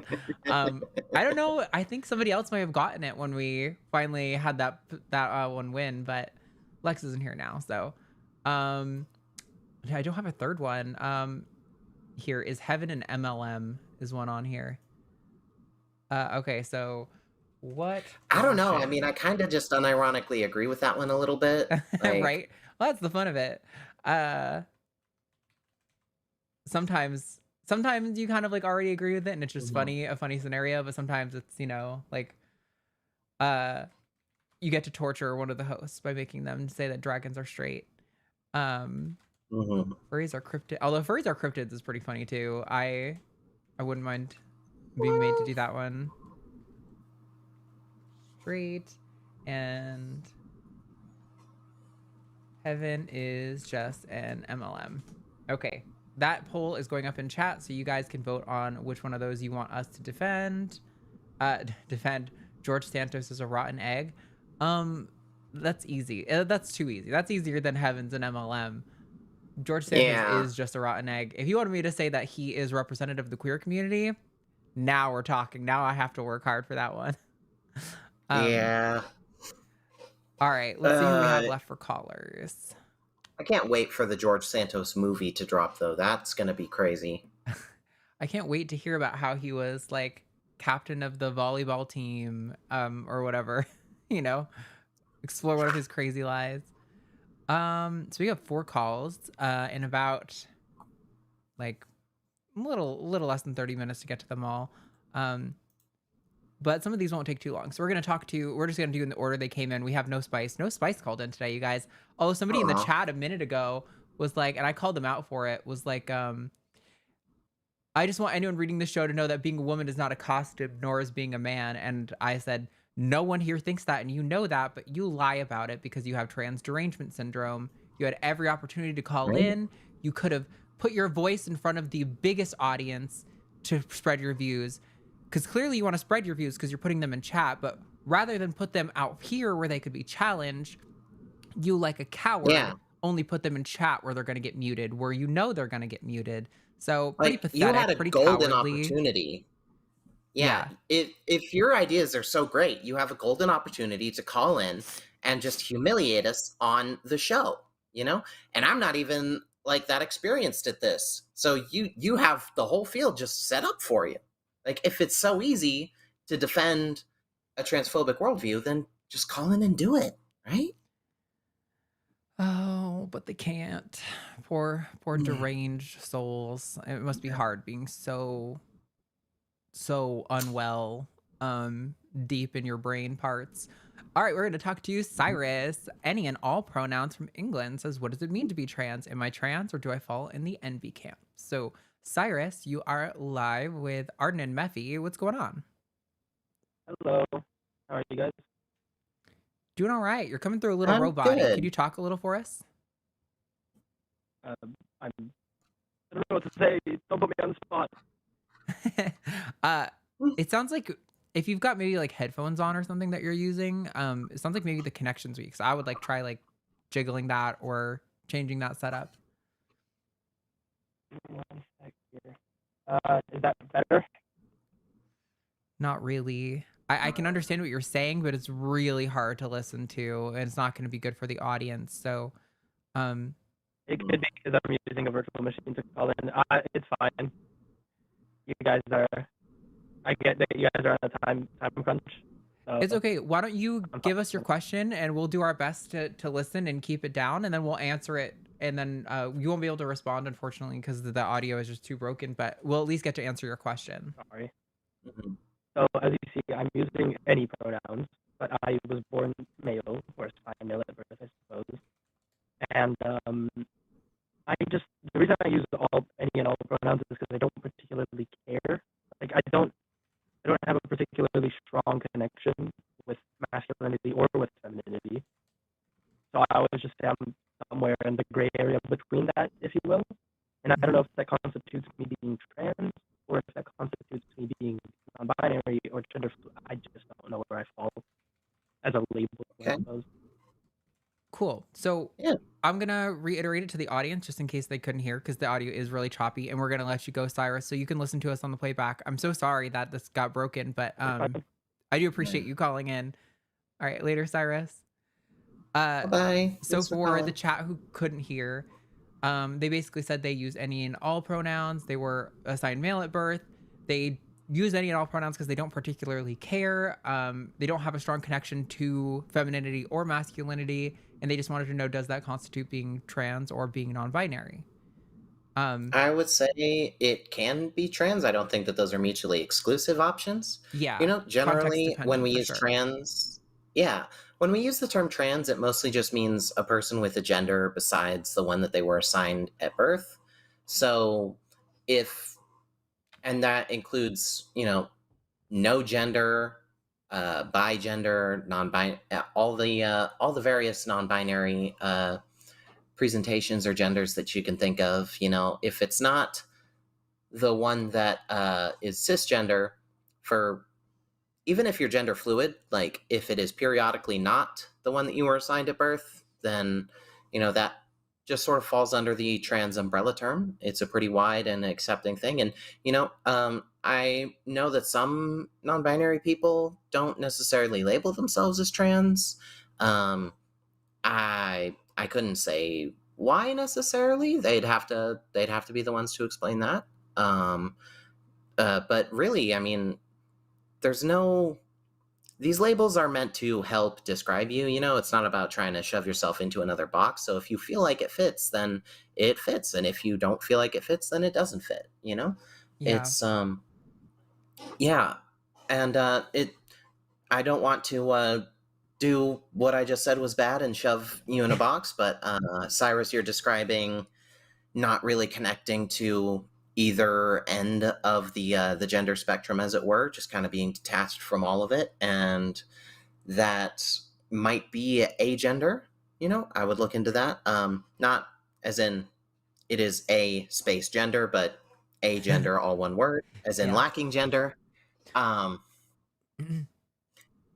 that's it's a completely valid gender identity. I like to, I think I said this on the last time I was on this show, is I like to think of it in the planetary model.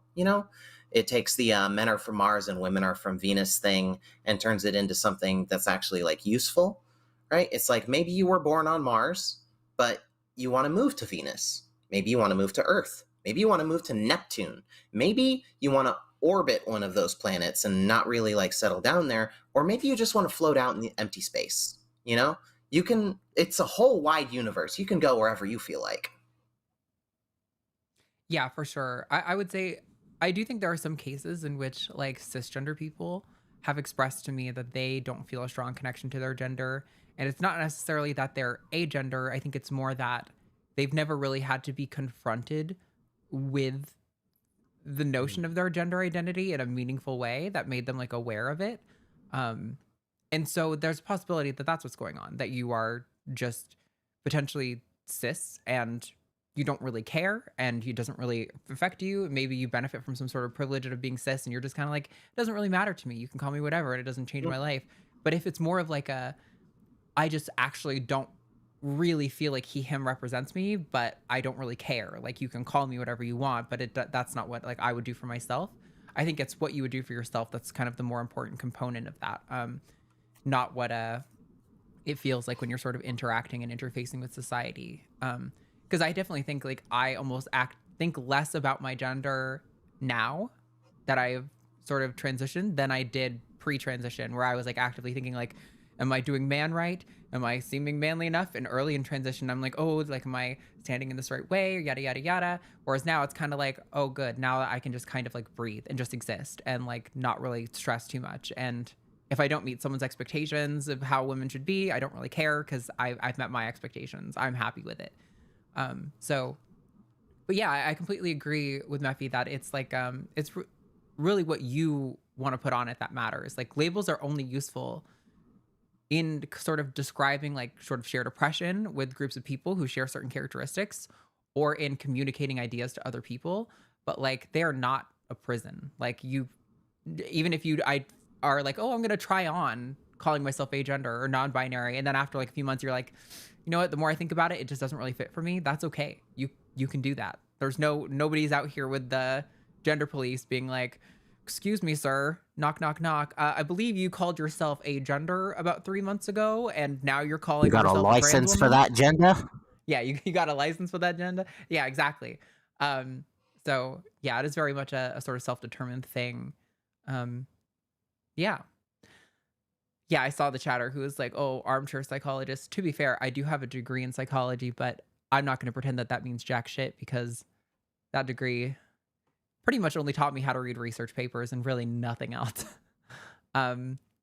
Yeah, I actually, my bachelor's is in an aviation related field, but I am halfway in terms of getting credits towards getting the master's in psychology is what I want to aim for. Oh, cool.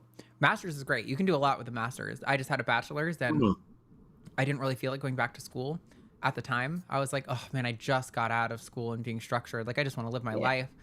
And it was basically like, well, good luck making more than like $40,000 a year until you die with just a bachelor's in psychology. And I was like, oh, fuck that. I'm going to figure out something else to do with my life in the meantime then. And I always kind of leave that door open. Like, I could go back to that if I wanted to. And I might someday, but yeah, I can't. I don't want to head back to school in Texas, unfortunately. That's fair. Our Also, if you're stupid getting laws. school, now's a good time to try to go to another country because going to school in other countries is like a really easy way to get a visa and things like that. Anyway, we have other callers online. So we're going to talk to Olivia. Her in Arizona wants to ask hosts what advice for trans people they would give about a part of their body that can't be changed. So Olivia, you are live with Arden and Mephi. What's going on? Hi, thank you. Yeah, sorry, the prompt may have sounded a little confusing there. Basically, I'm curious what you have to say about, like, if a trans person has dysphoria about a part of their body they cannot change.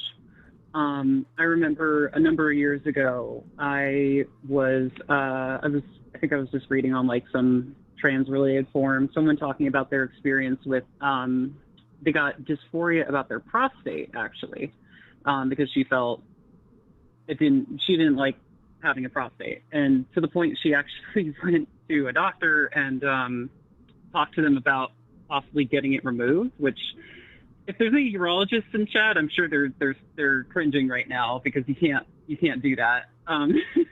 But I'm just curious what you think about like what you would say to someone who has those kind of really specific dysphorias that I don't want to say aren't like necessary to fix, but are like not something that actually affects day-to-day life, but they still feel that kind of thing.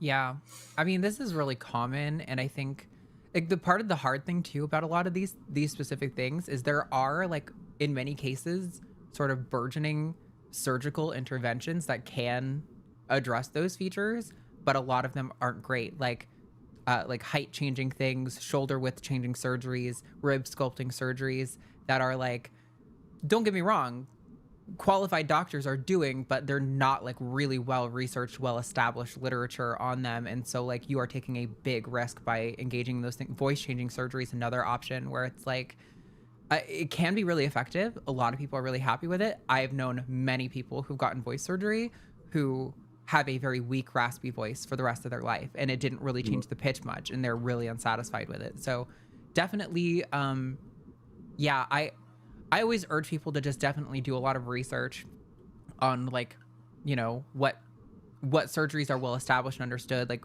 bottom and top surgery, both ways, very well understood, very effective. Facial feminization surgery, very well understood, very effective at treating dysphoria. All of those things are great. But yeah, I don't know. I think for me, a lot of my response to that is just empathy, because it's like dysphoria is still there. Like, you know, it's not just a cosmetic insecurity in the same way that it is for like the general public.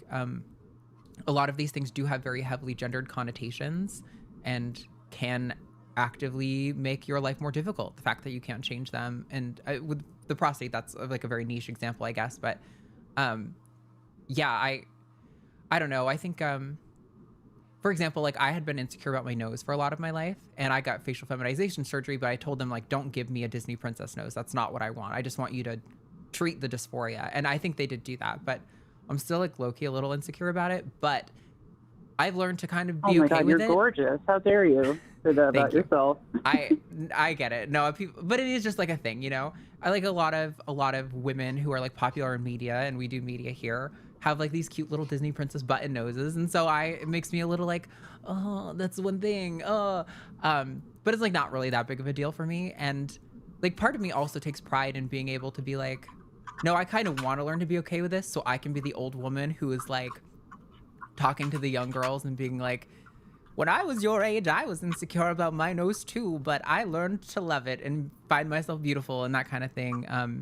But it's hard with dysphoria, because dysphoria is not something you can just kind of like get over in the same way, you know? So I have a lot of empathy for people in that situation, but yeah, I don't know. It's hard. Yeah. Dysphoria is real. It's tough to dissect something. Dissect is probably a bad choice of words. It's tough to deal with an issue that's internal like that. If I had to give advice, like I won't I won't say that like it's not valid to have that dysphoria, but I think it's important to remember that it is something internal, you know?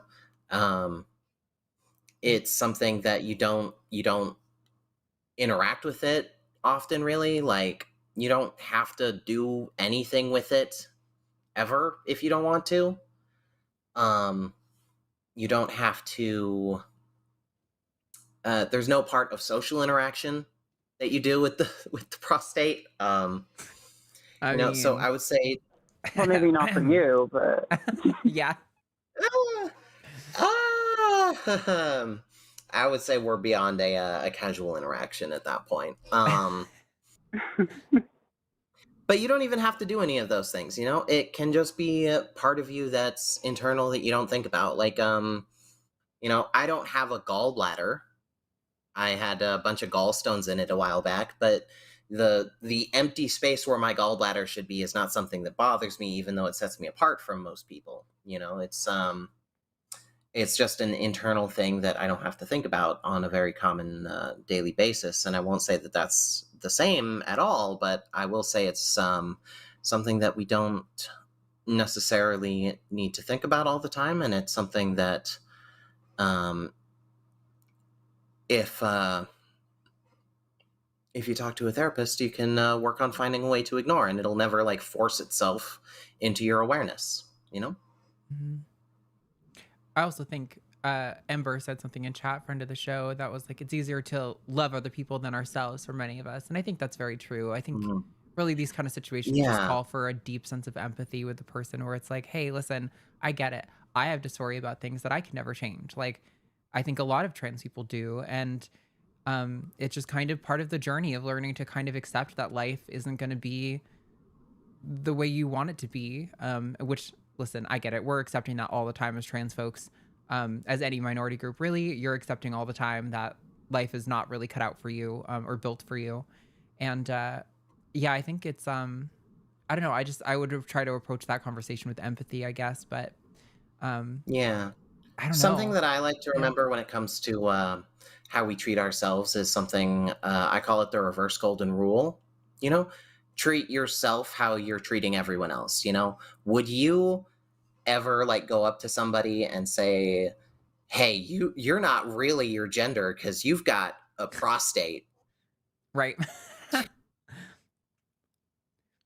That's not something I would ever say to somebody else, so why would I say it to myself? Okay, well, thank you very much for giving me your thoughts. Yeah, I appreciate your time. Absolutely. Appreciate it. Bye. All right, you said you needed to step away for a minute? Yeah, just quick sec. I'll be right back. Sure. Yeah, I'll talk to chat in the meantime. Yeah, it's one of those hard ones. You know, dysphoria is super real. I think a lot of people deal with it, and it's hard because you don't want to cross the line that a lot of cis people do when there is a surgery that is safe and effective that helps treat dysphoria, where they're like, oh no, don't do that. And it's like, well, this one, why not? Like, it's safe, effective, it alleviates dysphoria, it's well researched. Yeah, I think it's oh wow, 5 gifted memberships from Alira. Thank you so much. I appreciate that. I think YouTube is doing more with memberships coming up soon too. Still, the best way to support us is over on Patreon, but memberships get you around the slow mode in chat and can also get you access to, I think they're changing how the frequency of ads that they put out for members. So that's a cool thing that might be happening. I don't know exactly how it works yet, but I guess now's a good time to shill. Patreon.com/calltheline is the best way to, also, while we're shilling, this Saturday at 3 p.m. Central Time, Aaron Ra and Javon Bradley will be doing our patron-exclusive Zoom Q&As. So if you want to be a part of that, you can go subscribe over on our Patreon, patreon.com/calltheline. All that info is right there on the screen. It's just like a free-for-all Q&A. Very low-key. If there's things that we don't normally take callers like that, but you wanted to ask, that is a great time to do that. We're also going to be releasing our announcement for our 2 line cons this month soon. I know we have the people for that event lined up. We just don't have the topics scheduled yet. So that will be coming. And then December, because you guys raise so much money for the SSA, we'll do the free line con. You still have to be a part of the Patreon, but there's a free tier where you don't pay anything. So that will be available to you guys. To be fair, YouTube doesn't know how it's going to work either. That's true. I do think YouTube throws a lot of stuff at the wall and doesn't think about what sticks. But I'm so glad they finally brought gifted memberships. People have been asking for years for them to do that, and they just hit shill mode activated. True. Yes. But yeah, so those are all the great ways you can support us, and we're going to start reading super chats after as well. So many ways for you guys to give your money to us. With that, we have 2 more callers to take before we move on to super chats. So up next is Zalos in India. Wants to question the idea of gender identity. Gender identity is not on a spectrum. Gender and sex mean the same thing. Oh, there was a spicy one in here. Cool. I didn't see this one. Ooh. So I'm excited they made it in. Zalos, I'm in India. You are live with Arden and Mephi. What's going on? Well, it's really great.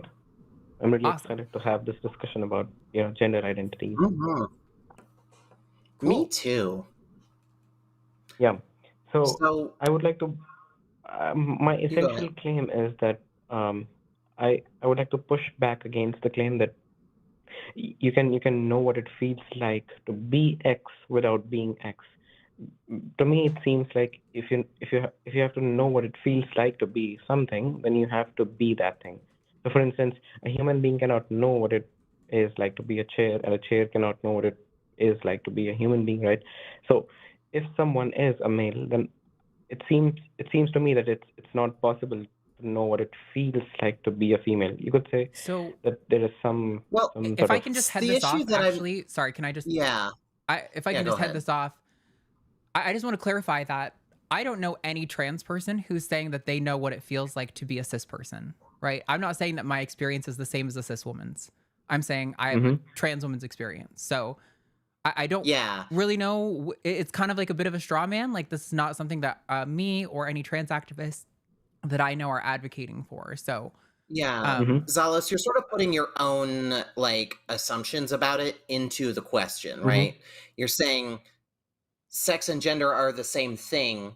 So you say that you feel like a different gender, therefore you're saying that you feel like you're a different sex. And we don't agree that sex and gender mean the exact same thing in all the same circumstances. So you're putting your own assumption onto what we're saying when we are specifically declaring differences between what you think and what we think.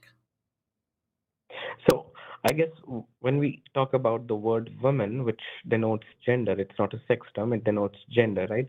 So when we are speaking about that term, women, I guess the general definition among trans people is that anyone whose gender identity aligns with the female sex is a woman, right? Would that be a fair characterization of that definition? I think some people probably have some definition like that. I would say my definition is more of something like an adult human whose gender identity aligns with the sort of aesthetics and cultural trends and biological trends around the either male or female sex. Right. There's a few different aspects to it. It's a 3-way Venn diagram. Sort of, you have the social, you have the psychological, and then you have the biological, right? And on the biological point, there are trans people who experience varying degrees of all 3 of these, right? You have the biological sort of mismatch, which is a brain body map sort of thing, where your body is in a way that distresses you because it physically mismatches with what you expect based on a sexually dimorphic interpretation within your brain. There's the psychological point, which is where I align more with this sort of social, or this sort of identity. This is the identity that aligns with me and the things that happen in my mind and in my presentation and my interactions with the world. And then there is the social and cultural aspect of it, which is where, this is the social category that I fit in with best. This is the social category that I fall into, and all three of these things have overlap between, the social has overlap with the psychological, which has overlap with the biological, which has overlap with the social, which all three have overlap with each other. So it is a complicated network of things, but each of these three aspects are ultimately different from each other, even though they are linked generally, and the reason why it's easy to say like, oh, well, how can you identify as a woman if you can't identify as a chair? Like, human sexual dimorphism is way closer than people realize. That's something that I want to head off there as well. Like, humans are so close together, right? Like,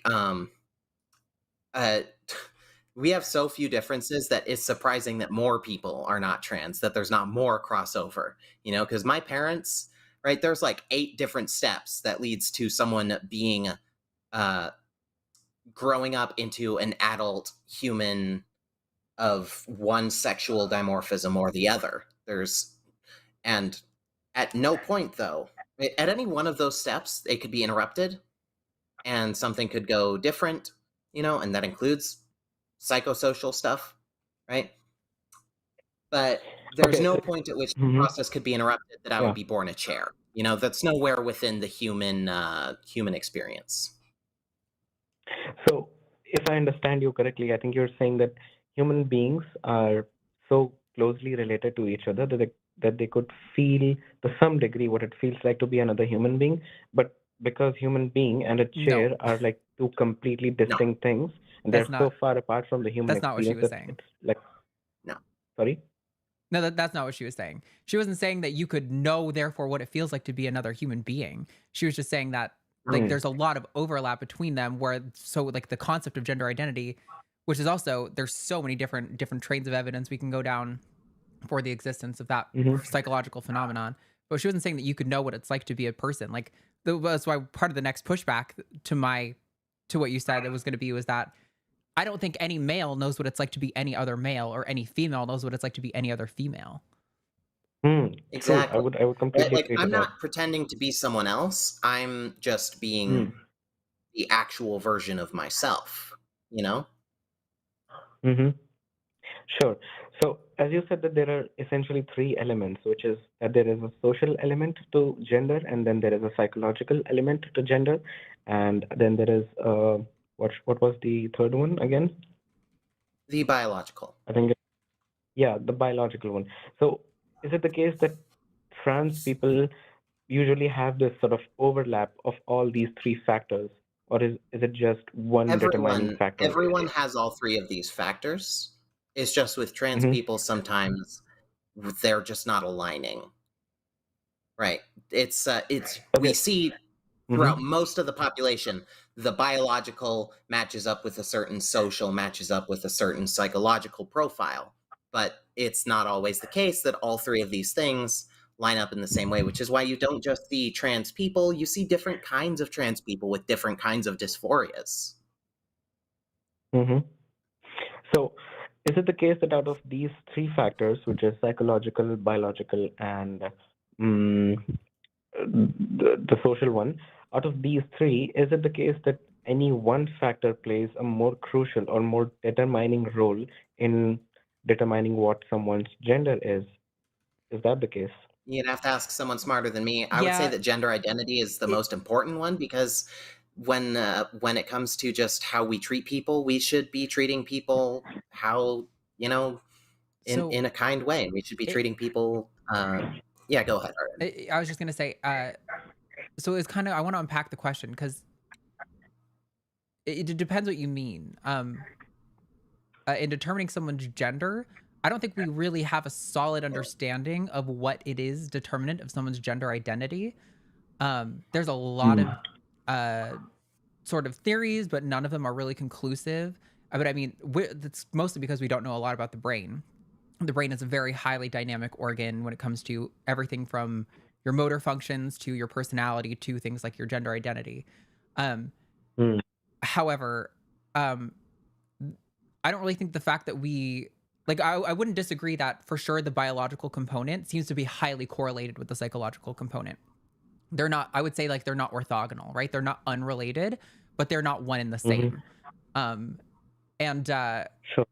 Because we don't know what determines the psychological, the internal felt state, and this is just true for every element of internal felt states, from pain to happiness to depression to your gender identity to whether you're hungry, all of those things. The best way to know what the state of someone in any of those categories is to ask them. The self-report is the most reliable determinant of those subjective. And I would add on to that. I would add on to that, not just things like happiness or sadness, which can be like emotions, but more like personality. Like, there's not any point in your brain that we don't know enough about the brain to point to a specific cluster of neurons and say, this person doesn't like broccoli, right? Same thing with gender identity.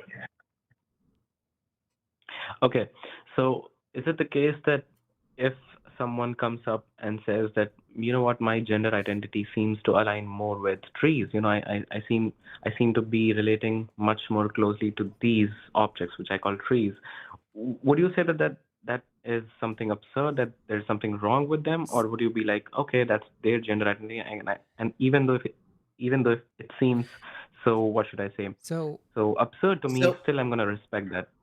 Can I so this is a little complex. Generally speaking, the people who I know who will say that they identify as a tree, and by the way, I've only known these people online, I've never met anyone in person who says that they identify as any non-human entity. There's probably people in chat who might say that. By and large, those people I find are not saying that they literally identify as a tree, but usually it is a sort of metaphorical approach to saying, I identify with traits that are largely associated with trees. Like, I don't know, you might say sturdiness or longevity or something like that. But generally speaking, people aren't literally identifying with trees. And like, trees are also not established social identity that are like well researched. So I would have to say, like, if somebody told me that, I would probably be like, okay.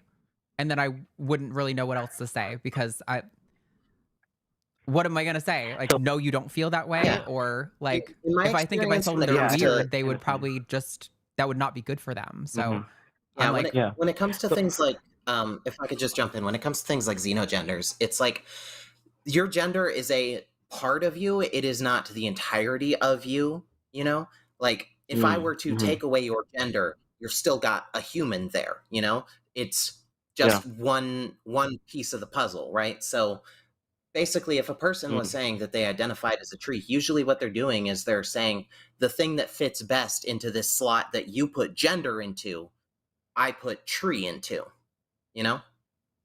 because that's where the gender sorts of traits that they would use to fill that gap. Okay. People are just doing our best with language, and language sucks at this, which is why these conversations are so weedy and technical. But does that make any sense? Yeah, it surely does. So I think my question was that if you come to encounter a case in which someone comes up to you and says that, you know what, I feel more sort of identified with trees, or I think that my gender identity aligns more so with trees or something non-human, would it be the case that, are we going to respect their gender identity? Are we going to say, okay, that's fine, we'll call you for whatever pronouns you have, and we'll treat you as a tree as you like, whatever makes you happy? Is that the case? Pretty much, for me at least, I don't really see the harm in me just being like, okay, I don't have to get it. And I will say, I think I take a slight issue with noun self pronouns, because I don't think they are functionally pronouns. That just becomes a nickname at that point. And noun self pronouns is if someone says, like, my pronouns are tree and tree self or something like that. I would make an attempt to use them for that person if that was important to them. Absolutely. But also, I have never, and I mean never, met a person who uses neopronouns who didn't also say, but if it's too complicated for you, just use they, them pronouns. Every single non-binary person I've ever met has given some sort of caveat. Here's my pronouns, but also you can use they, them, or something like that. But also, like, genuinely, I would respect them. Like, it costs me nothing to be nice to a person, and I might not get it. I might walk away and be like, tree gender, that's different. But there's no harm in being nice to a person. And like, I don't think me being like, you're not really a tree. This is a mental illness you have. You need somebody to tell you reality. I don't think that's going to help that person. Not in that situation. Maybe if it's established that that is actually bad for somebody, a therapist or a medical professional telling them that maybe could be a good thing. But I don't think some person on the street being like, your gender's fake is going to be good for anybody. I understand. So to conclude, what I initially heard was that gender is a much more complex issue because the human brain is a complex organ, and because of it, the psychological phenomenon, the psychological identity is a complex and sophisticated matter, and because of that, it's really difficult to define what identity is, what it means to be a woman, and so on and so on. So I think that was the idea, right? That it's really difficult to define these kinds of things, right? Yeah, at least in terms of like gender identity, for sure. I see. So I think I would totally agree that it's really difficult to sort of articulate out or define what it means to be or what it feels like to be a human being or a man or a woman, or what even is it to be a woman or man. But it's an interesting conversation, and I think I don't have any further questions. It was really nice speaking to you people. Have a nice day. Thanks, Zalos. I appreciate this. I honestly thought you were coming in a lot more hostile than you were, and I appreciate that you just were like, oh, cool, I heard your perspective. I really appreciated that. So feel free to call back if you have any other topics, okay? Sure. Yeah, that was a great conversation. Thanks for calling. Cool. Yeah, I definitely was like, oh boy, here we go, dialogue tree. Let me get it ready. I know how these conversations usually go, but no, that actually just seemed like genuine inquisitiveness. I mean, there's a chance that they were just trying to get a clip of us saying that tree gender is valid, but also like, again, it cost me literally nothing. I don't care. And I've never met anyone who identifies as a tree, by the way. Yeah, that's always the thing that like I end up talking about on some of my lives is like, where is it useful for a person to hold this bioessentialist worldview, right? Like, we're not socially interacting with certain parts of our biology. We're just out there in the world. And how are you helping your interactions with the world by just being rude to people for no reason? You're not really doing much there. For sure. And I know, like, the chat earlier was like, what ways does Arden let us down? It could be the neo-pronoun thing. Not neo-pronouns generally. Neo-pronouns I'm fine with. It's more the noun self pronouns that I'm like, that it stops being functionally a pronoun, which is fine if you would like me to just use that term instead of where pronouns would normally go.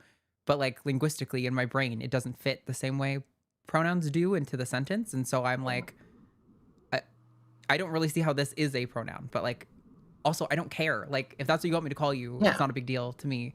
Especially because, again, for like the 5th time now, I don't know anybody in real life who has ever asked me to use a pronoun like that. Not that they don't exist and don't deserve to be respected, but usually this gets brought up in sort of a gotcha way where it's like, oh, you would respect somebody thinking they're an object. You are stupid. And it's like, okay, sure.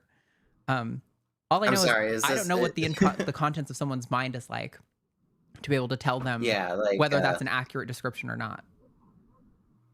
Yeah, if there's any perspective that's going to treat me like an object, it's going to be the transphobic one, right? For sure. Oh my God, how often do people come at you with like they give this to me all the time where it's like, oh, the non-binary people, the noun self-pronoun people are ruining it for us. We would be accepted if only not for them. And it's like, I'm sorry, the only person making my life difficult is the Republican Party. The only group is the Republican Party. No non-binary person has ever done anything. Actually, not true. I had a roommate who definitely didn't clean up after themselves as much as they could, but that's the worst I got for it, you know? Yeah, it's like there's no point trying to police other people's identities, and there's no argument that you can like make against xenogender people that you can't just extrapolate backwards to trans people and backwards to gay people. It's all the same recycled like oh, I don't understand this thing, therefore I'm not going to accept it. And it's very silly, Yeah. And gosh, what was my other thought? I had a thought and I lost it. Well, we actually I just realized I didn't know how late it was. We have one more caller and it's 4:30. We actually gotta kind of crank it out to get done by 5. So hopefully we can give you the full weight your question deserves, but we are limited on time. But Catherine, her in Indiana, is dealing with some estranged parents. So talk to us, Catherine, about what's going on, and we'll try our best to give you some helpful information while we can. Awesome. Hi, guys. Hi, Arden. Hi, Mama Mephi. I love both of you. Hey. Been listening to you guys for a long time. Anyways, yeah, I had a few questions. Also, just wanted to say, I would love to have a tree friend. So, if there are any volunteers looking for friends, I'm totally down with trees. Anyways, so, yeah, 3 months on estrogen. I am currently going through that journey right now. Really exciting. Yeah, it's a wild time. I have had some issues wanting to do any type of voice training and stuff like that, just because I work a blue-collar job in Indiana, which is kind of not a great place to be experiencing any of this. But really, the height of my issue has come from I've rebuilt a relationship. I was estranged from my dad and my stepmom growing up, and we rebuilt a relationship as I got into my early 20s. And to make things simple and short, they didn't believe me that I was having thoughts about being trans, about starting that journey, identifying myself as that way socially. It wasn't much of a fight because I didn't really have, I didn't care to meet their standards. But what's been thrown back at me and has kind of stopped me from talking with them has been my stepmom, who's been very supportive. She kind of just took the stance of, well, I've known you since you were a little kid. And I didn't see any signs back then. Now, I would disagree in my own lived experience off of how I felt growing up. We were a very Christian family. But it's dissuaded me from kind of communicating with her further because I feel like she has work to do. That's what my therapist and I think. But as far as having conversation with people like that that are close to you, have you guys ever had to tackle that before? Like, I knew you when you were a kid. Oh, yeah. And yeah. Okay. Not just me. That was my dad's almost exact argument for why he didn't buy my transition, was that he initially my mom, he genders me correctly now, but like begrudgingly. Like, you can see it's painful for him. And he still is a total bigot otherwise. But anyway, that was literally his exact argument. He was like, I've known you since you were a kid and I didn't see nothing. And I'm like, you literally scolded me when I was in kindergarten for painting my nails. You punished me for being feminine all the time. I don't know what you mean you didn't see signs. And another important thing that I think a lot of people don't seem to know is that this idea that the only kind of trans person that exists is the trans person who was a little 3-year-old running around in opposite gender clothing who had to be restrained from being trans. Like, this is a narrative that it's an important story to tell because it does happen a lot, but it's not the only kind of trans person that there is. And it's important that people don't expect that every trans person is follows along with that story. Like, I can say for me personally, I didn't care about gender until I started having a lot of gendered expectations and horrible body changes foisted upon me. And at that point, I had already learned that being trans was a terrible thing. So of course I wasn't going to just show that out to the world. you know? Like, there are a lot of different ways that people come to their gender identity, and it's not going to look the same for everyone. And also, you can internalize transphobic ideas really, really young, because, like, I mean, you hear about, like, two kindergartners hanging out, and parents will be like, oh, they're boyfriend, girlfriend. And, like, you're already getting these gender and sexuality ideas put into your head as a kid. Like, if you learn from an early age that being trans is a bad thing, then, you know, of course that's something that you might try to hide. Or, you know, if you're not, if you don't have the language to even describe what's going on, then maybe you don't even understand it until you're at a point where you've already internalized some ideas about it. You know, there's a broad swath of different trans experiences. And at this point, I'm talking in circles. Yeah, we don't have a super long time left, Catherine, but I do want you to feel like you got your time's worth here. So I want to give you a chance for some more thoughts, and then we'll probably wrap up, okay? Yeah, well, I just pretty much, I've wanted my dad to call in and specifically speak with Matt, because I grew up in Moberly, Missouri. Dad went to seminar, got his master's, and I grew up in the church, which was very much that position. That's a much longer topic about, you know, why I think that played a huge part, because those were the type of people down in Georgia that I grew up with that,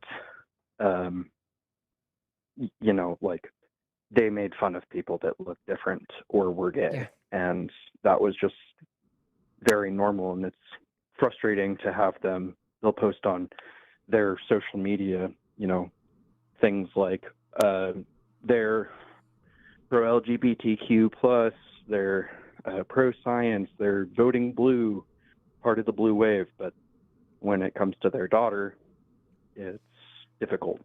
Yeah. That's really common. Which is the most frustrating part of it all. For sure. But yeah, I mean, it's baffling how they can have a culture where, like, you know, there was a individual in my hometown who was homeless, who walked around a lot, but was, like, very effeminately gay and never hurt anyone or did anything, but people would just be like, oh, it's the town slur, you know, all the time. And it's like, you wonder why people don't come out, dude. Like, you're just randomly bullying some homeless person who's done nothing wrong. Like, I learned the lesson very soon about how you feel about these issues. Yeah. Well, I invite you to call back again, Catherine, another week when hopefully we have more time to, like, dig in. But if you have any last thoughts, let us know now, and then we'll wrap up, okay? Oh, no. If you can, just give Matt a pat on the head and tell him it's from Catherine. Okay, I'd really appreciate that.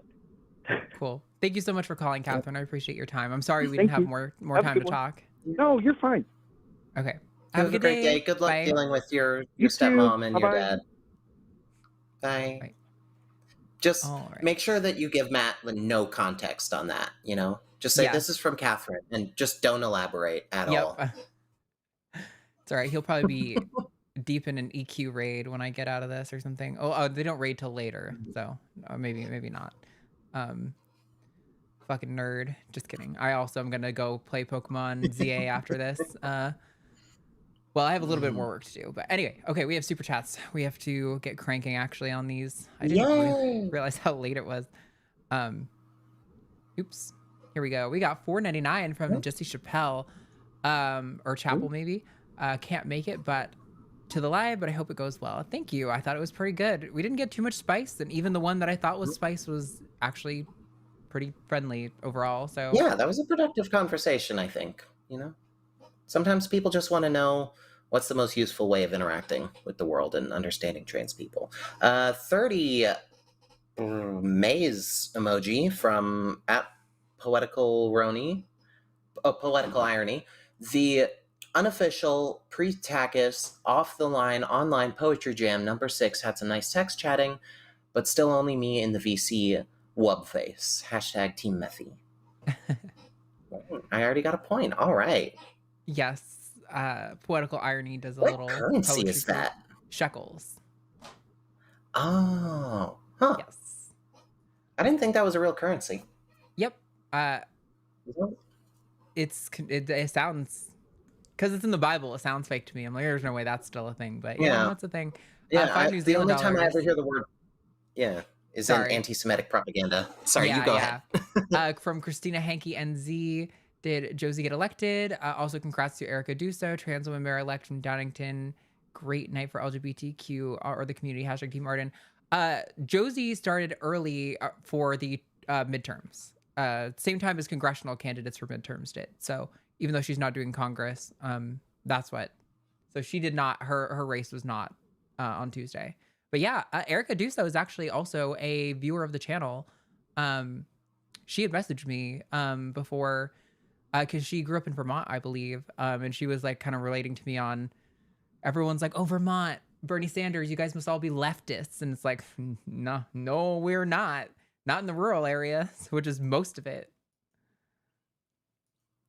Sometimes the conservative people from the really deep blue areas are just the worst. They've been opposite polarized. But on the converse, I feel like the leftists in Texas go really hard. That's true. We've got fighters down here.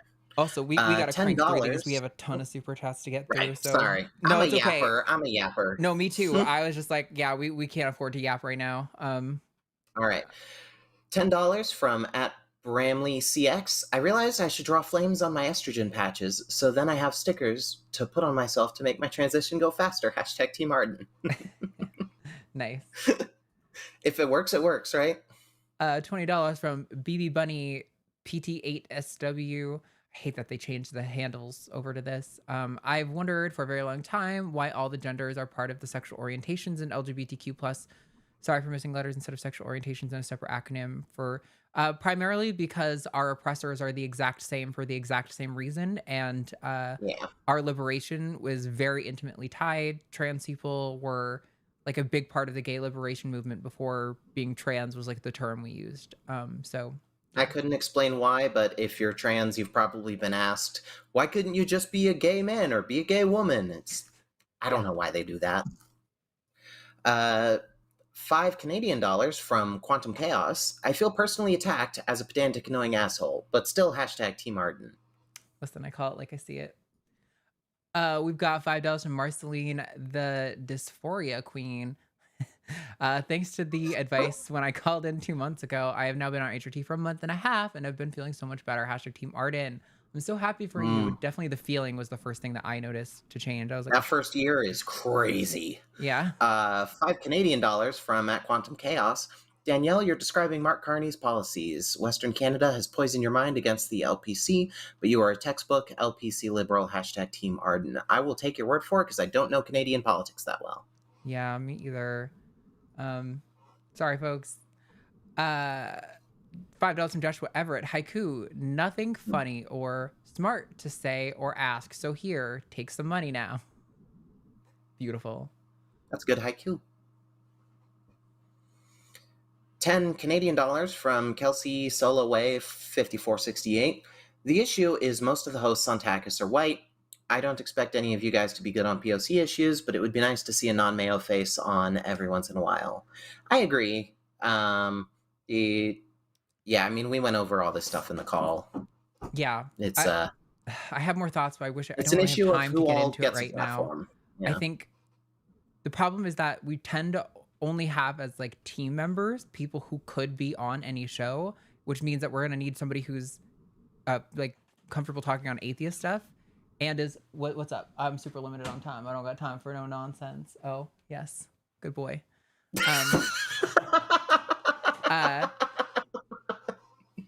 Fuck my train of thought. That was great. I don't know. It doesn't matter. Yes. Sorry.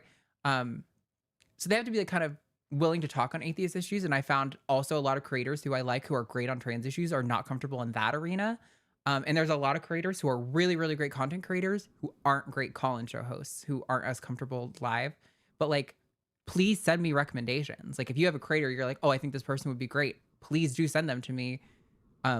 I do my best to like look for new creators and stuff like that. But like the more the better. Absolutely. I always want to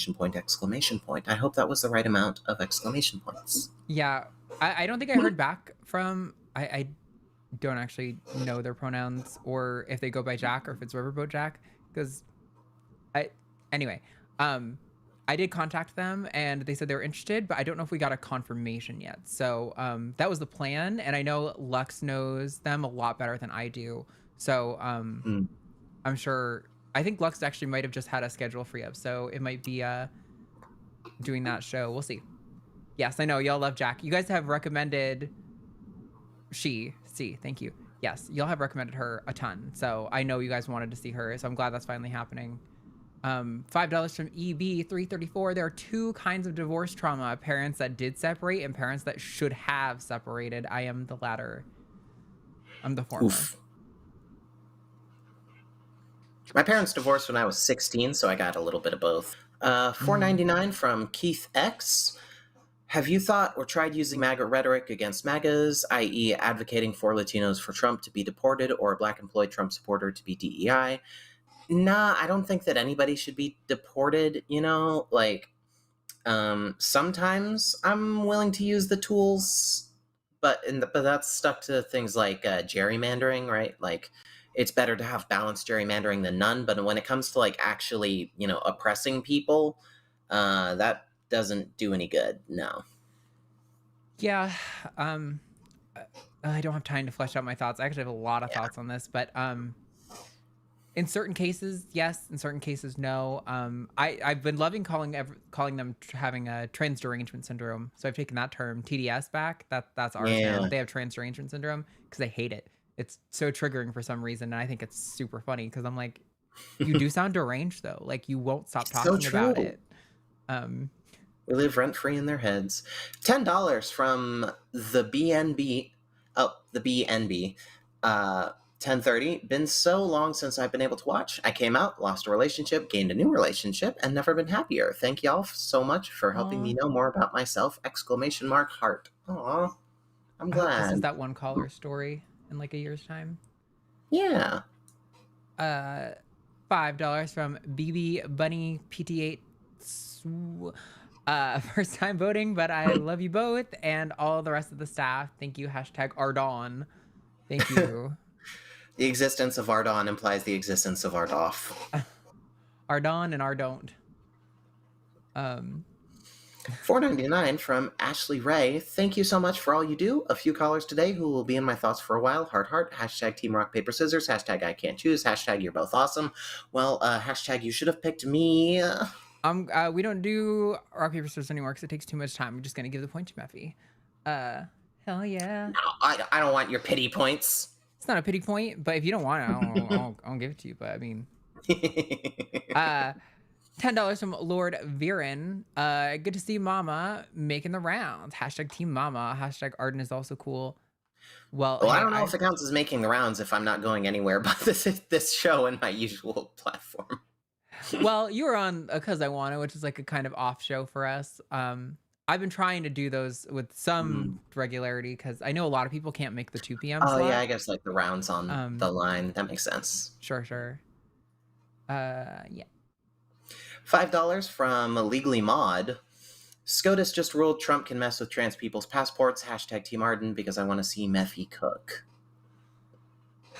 My God. Should have gotten my passport done when I had the chance. Yeah. Me too.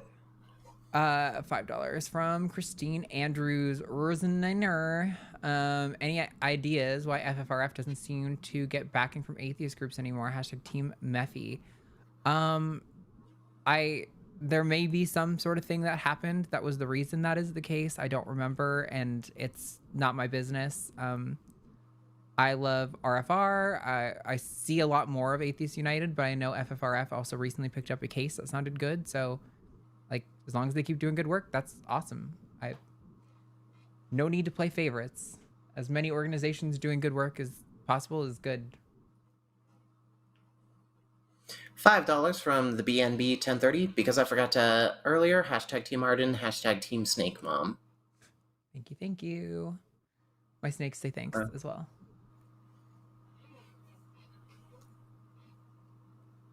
$220 try-dollars. If shit hits the fan in the U.S. in the coming days, you guys are welcome to come take a long vacation with me. Just a thought. Hashtag Team Arden because I miss hearing Mama Mephi. Stay safe, you lovely people. Thanks. Oh, I bet that came in while I was in the restroom. Oh, sorry, Lyra. Yeah. $5 from Mr. Boricua 10, pronounced Boriqua. Oh, well, okay. Should have put that before. Roll the R, a teensy bit. Good show today. Howdy, Mama Mephi. Nice to see you on the show. Hope all were well today. Hashtag Mephi. So, Boricua. Yeah. It's Spanish for Puerto Rican? Yeah, I think so, right? Hopefully. I don't know. I took 4 years of Latin in high school and I don't speak a word of it, so I should have taken Spanish. I've taken so many language classes. When I was in private Christian school, I had to take Latin. In middle school, I had to take French because I lived near the Canadian border. Then I took Spanish in high school, and I took Japanese in college. And I also did sign language because I worked with kids who were deaf for a while. And I don't remember. I can speak a little bit of Spanish, and I can do a little bit of sign, but really not much. Anyway, $10 from It's Me, Haley G. Missed the show last week because I took my mom to the hospital for a procedure. She still struggles with my name and pronouns, but referred to me as our daughter for the first time when talking to the nurses. Oh, that's so sweet. Yeah, that's really nice, especially in those tough situations. 50 Swedish krona, I think, from Puck Tholander. 3692. People with female bodies also have a prostate. It is called the G-spot or Skene's glands. Also true. Right on. Yeah. Homologous structures are pretty cool. Yeah. $5 from Legally Mod. I'm starting to think that conservatives just can't handle the existence of trees along with many other things. Yeah, it is funny how like their hatred of trans people. Yeah. And I don't think this was that caller. I think he was just asking a question you've probably seen about online, but it does seem like their hatred of trans people is like, I hate trees now too, and cats probably because litter boxes in schools. Well, Republicans are trying to kill all the trees, so. That's true. 30 shekels from Political Irony. I know fairies aren't real, but use fae pronouns because I relate to fairies' classic personality and their loose relation to sensual femininity. That said, I don't out in public for simplicity. Hashtag Team MM. Oh, yeah. Yeah, I know. See, fae is one of the ones that's easier for me because it's so I remember fae being a thing back when I was first hearing about, we didn't call it non-binary back then, we called it like genderqueer.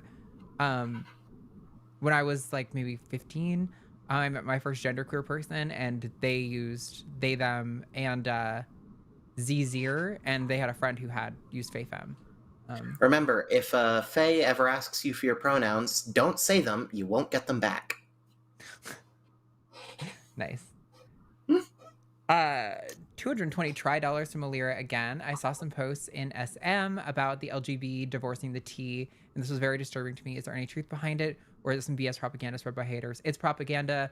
Queer people, particularly lesbians, are the demographics single-handedly most likely to support trans people. LGB without the T is a like UK conservative hate group whose most of their members are cisgender, heterosexual, old women who hate trans people. Yeah, it is a manufactured thing. There are queer people who hate trans people, obviously, but it's not a meaningful portion. They're the platforms on which soulless queer people grift. $10 from Beakers Squeakers. Is it rude for a cis man to identify with the LGBTQ plus community?